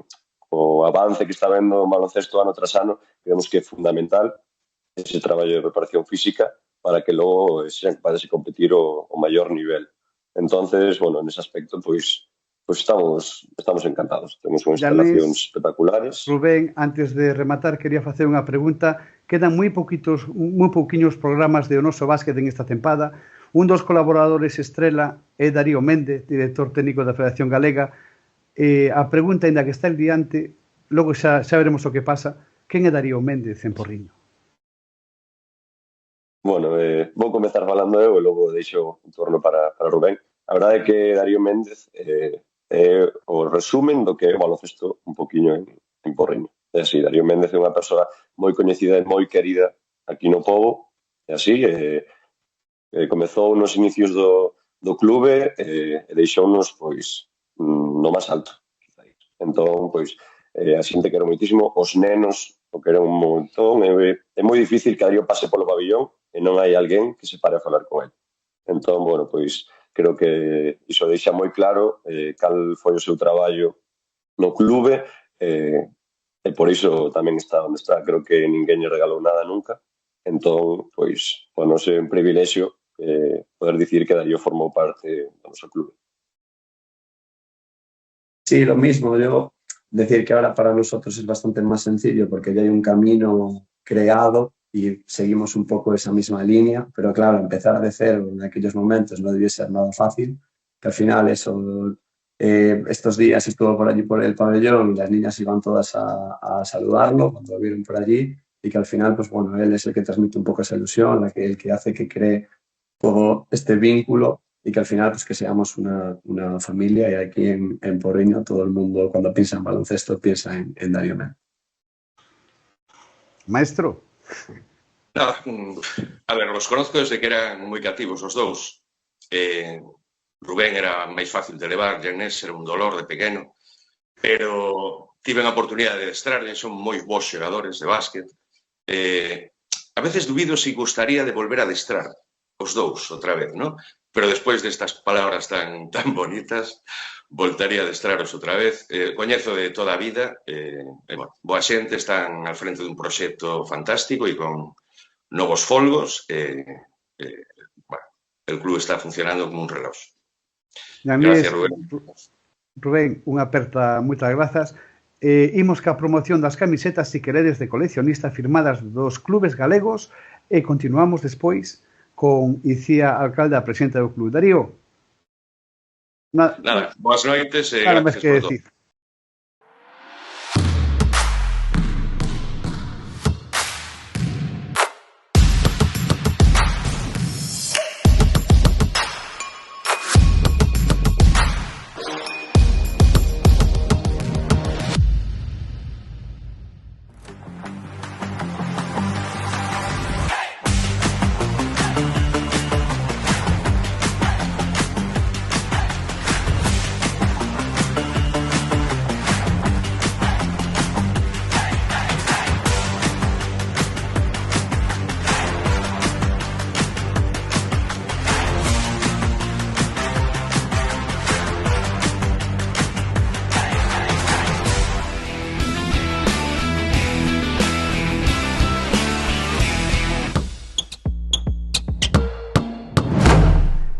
Pois continuamos co baloncesto Porriño base. En este caso, ca súa presidenta, con Icía Alcalde, 4 aniños que xa levas ao frente do clube e a cousa vai tirando moi ben. Que tal, Icía? Moi boa noite. Hola, que tal? Boa noite, como estades? E continuamos, Darío, as pinceladas de Icía. Bueno, este momento tiña que chegar en algún intre e presentar o clube onde estiven 30 anos. Entón, eu quería preguntarlle a presidenta do clube como é a experiencia como presidenta estes 4 anos, despois de ver, bueno, como madre de jugadores, outro punto de vista. Bueno, pois o balance da experiencia, agora que estamos ademais nese momento en que hai que convocar un novo proceso electoral, pois é moi positiva, non? Lóxicamente, estar ao fronte dun club implica moitísimas cousas e sempre hai curvas, sempre hai atrancos no camiño, pero bueno, a experiencia é moi positiva, moi enriquecedora, porque ademais, bueno, pois temos un club, non sempre falamos non de clubs e non de familia, non? Non o facemos cunha palabra vacía, realmente o Porriño Baloncesto Base é unha familia onde todo o mundo conta, temos uns adestradores maravillosos, unha base social, uns socios maravillosos tamén, por suposto todos os nosos xogadores e xogadoras formamos esa gran familia, eu creo que somos un club que trascende o deportivo, que eu, agora que estou aquí, non, do outro lado, como dicías, Darío, fun nai de xogadores, pois as cousas vense un pouquiño máis diferentes, e daste conta que o deportivo é importante, pero o outro, o social, o que conseguimos a través desa ferramenta que é o baloncesto, os valores, a solidariedade que no Porriño Baloncesto Base nunca queremos perder de vista, pois pasan a ter, eu creo que aínda máis importancia, non? Sen perder, por suposto, de vista o deportivo, que tamén o é. Bueno, decías que bueno, estos 4 anos, o sea que llegaron estos 4 anos, xa está ben. Bueno, nós agora enfrontámonos a, como marcan, non, os nosos estatutos, temos que convocar un proceso electoral, temos xa agora o día 22 de maio esa asamblea extraordinaria, e a nós gustaríanos, por suposto, que houbera un relevo, porque pensamos que non, as directivas tampouco deben estar moitos anos ao fronte do club, porque o clube é de todos e quizáis períodos son máis curtos, todo o mundo, non? Pois ten máis vontade de dar ese paso adiante, porque o que sí é certo é que estar nunha xunta directiva de calquera club deportivo gratifica moitísimo, porque levas moitísimo máis do que das, pero tamén todo o mundo sabe que supón un esforzo pois grande, non? Porque hai que estar pendentes de moitas cousas. É certo que despois cada xunta directiva pode implicarse máis ou menos e o club pois sigue funcionando. Neste caso, o grupo que eu presido, que é un grupo humano estupendo, pois dende que chegamos a esta xunta directiva, a verdade é que ao mellor non está ben que eu o diga, non? Pero estivemos moi implicados e moi preocupados pois por facer moitas cousas no clube, non? É dicir, nós rematamos hoxe unha cousa esta semana, despois se queredes falamos un pouco das nosas actividades e mañán xa estamos pensando na seguinte, precisamente tamén para potenciar toda esa parte social, non?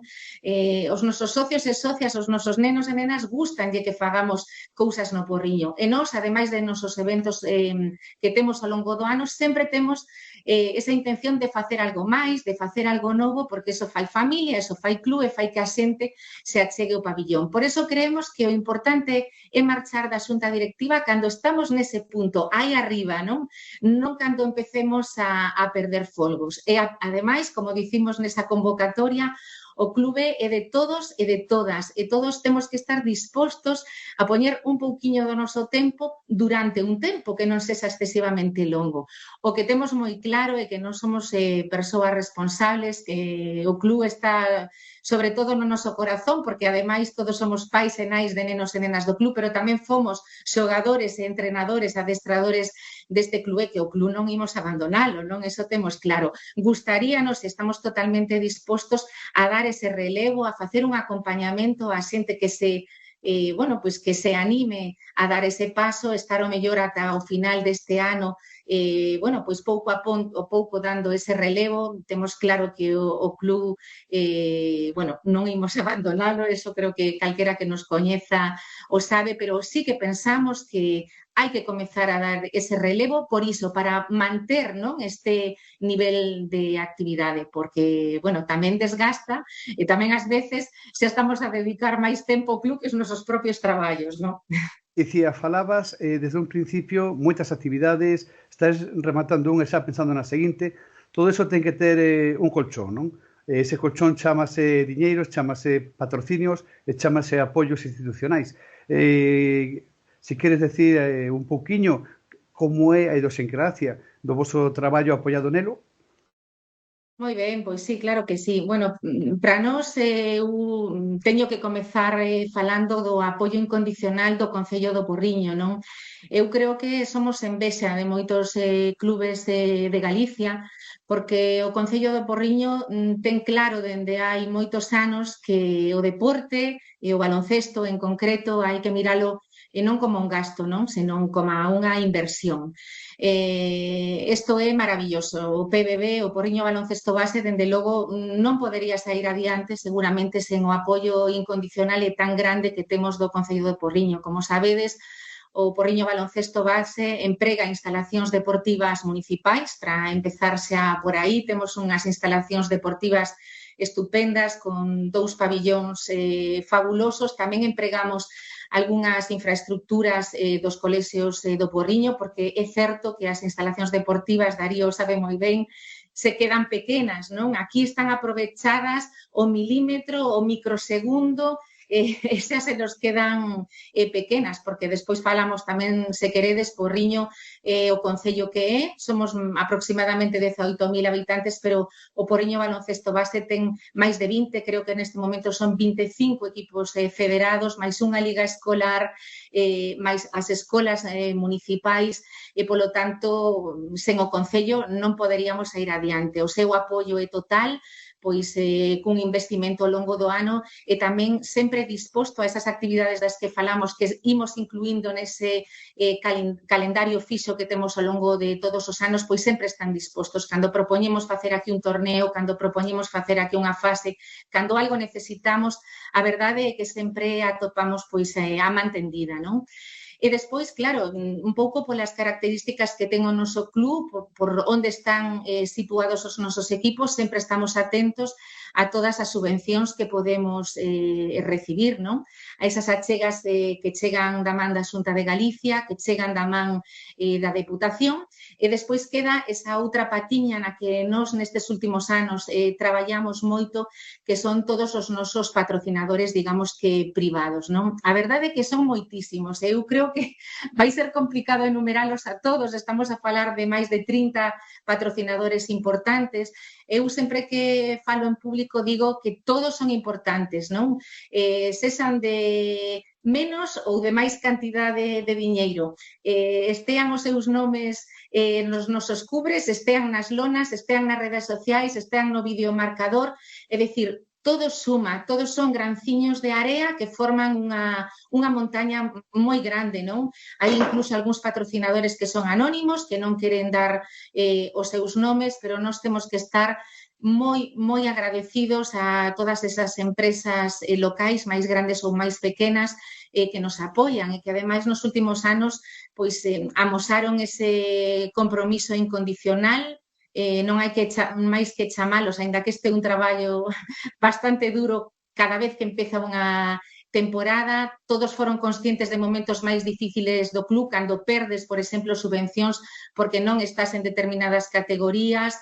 A verdade é que temos un respaldo maravilloso de todos estes patrocinadores que son moi importantes pois para non ter unha dependencia tan grande desas outras subvencións, non, que menciono. A verdade, encantaríame citaros a todos, pero son moitos, se nos iría o tempo e tampouco quero ser injusta nomeando a uns e outros, non. Eles saben quen son e saben, por suposto, do noso agradecemento. Están presentes, dende logo, en todos os lugares onde o PBB está. Moi bien. Por la miña parte, darte las gracias por vuestro traballo estos 2 anos e medio que estiven con vos. Efectivamente, un traballo excepcional, un clube moi grande que precisa de moita atención e aí estabais todas as tardes de 5 a 10. Bueno, que faga falta, o que dis, non? Non sei se teño un momentiño máis, pero somos un clube pois moi grande. Falaba de eses de 25 equipos federados, nos temos equipos dende as categorías máis baixas ou inferiores, non? Dende o Benxamín ata senior en masculino e en femenino. Bueno, temos cousas como ter, por exemplo, 3 equipos senior masculinos, ese infantil mixto que tamén creamos a maiores, porque nos parece moi importante que todo o mundo poda seguir practicando baloncesto e sabedes que hai momentos en que se forman certos embudos e que hai certos límites e nós queremos que todos os nenos e nenas sigan xogando, tamén que os maiores, que chega un momento que parece que se acaba esa etapa, que podan seguir practicando baloncesto, aínda que sexa noutros niveles. E despois, claro, temos os máis pequeniños, estamos presentes no Baby Basket, o Porriño Baloncesto Base pois o encargado de levar aquí as escolas municipais, as escolas deportivas, de onde despois se nutre, por suposto, este clube, e despois temos tamén a nosa liga escolar, no? Que é algo pioneiro, que despois foi copiado por outros clubes e por outros lugares de Galicia. Eu creo que somos pioneiros en Galicia é que os nosos adestradores van aos colexios de Porriño e tamén de Mos, porque é unha localidade cercana.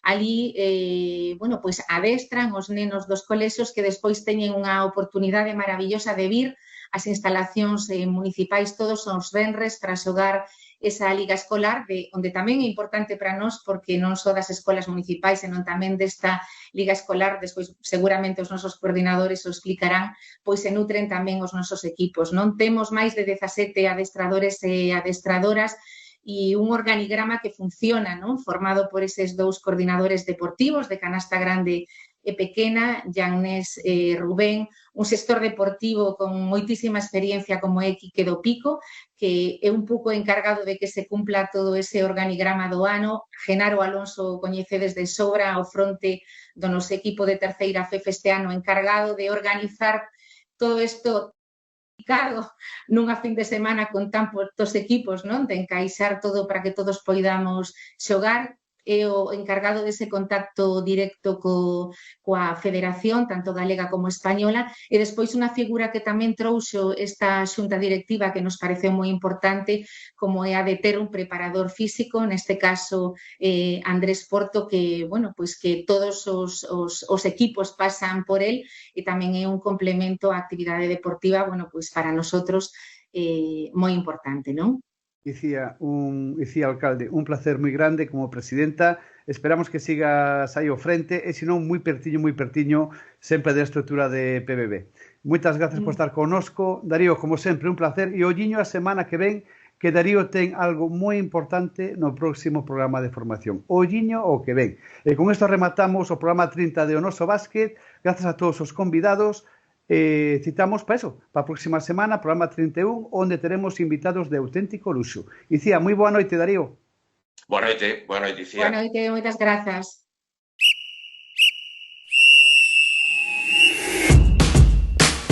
A canteira non para. Agora non para.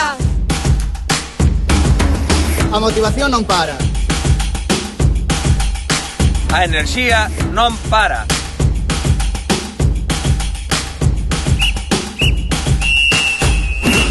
Porque o deporte galego non ten parada.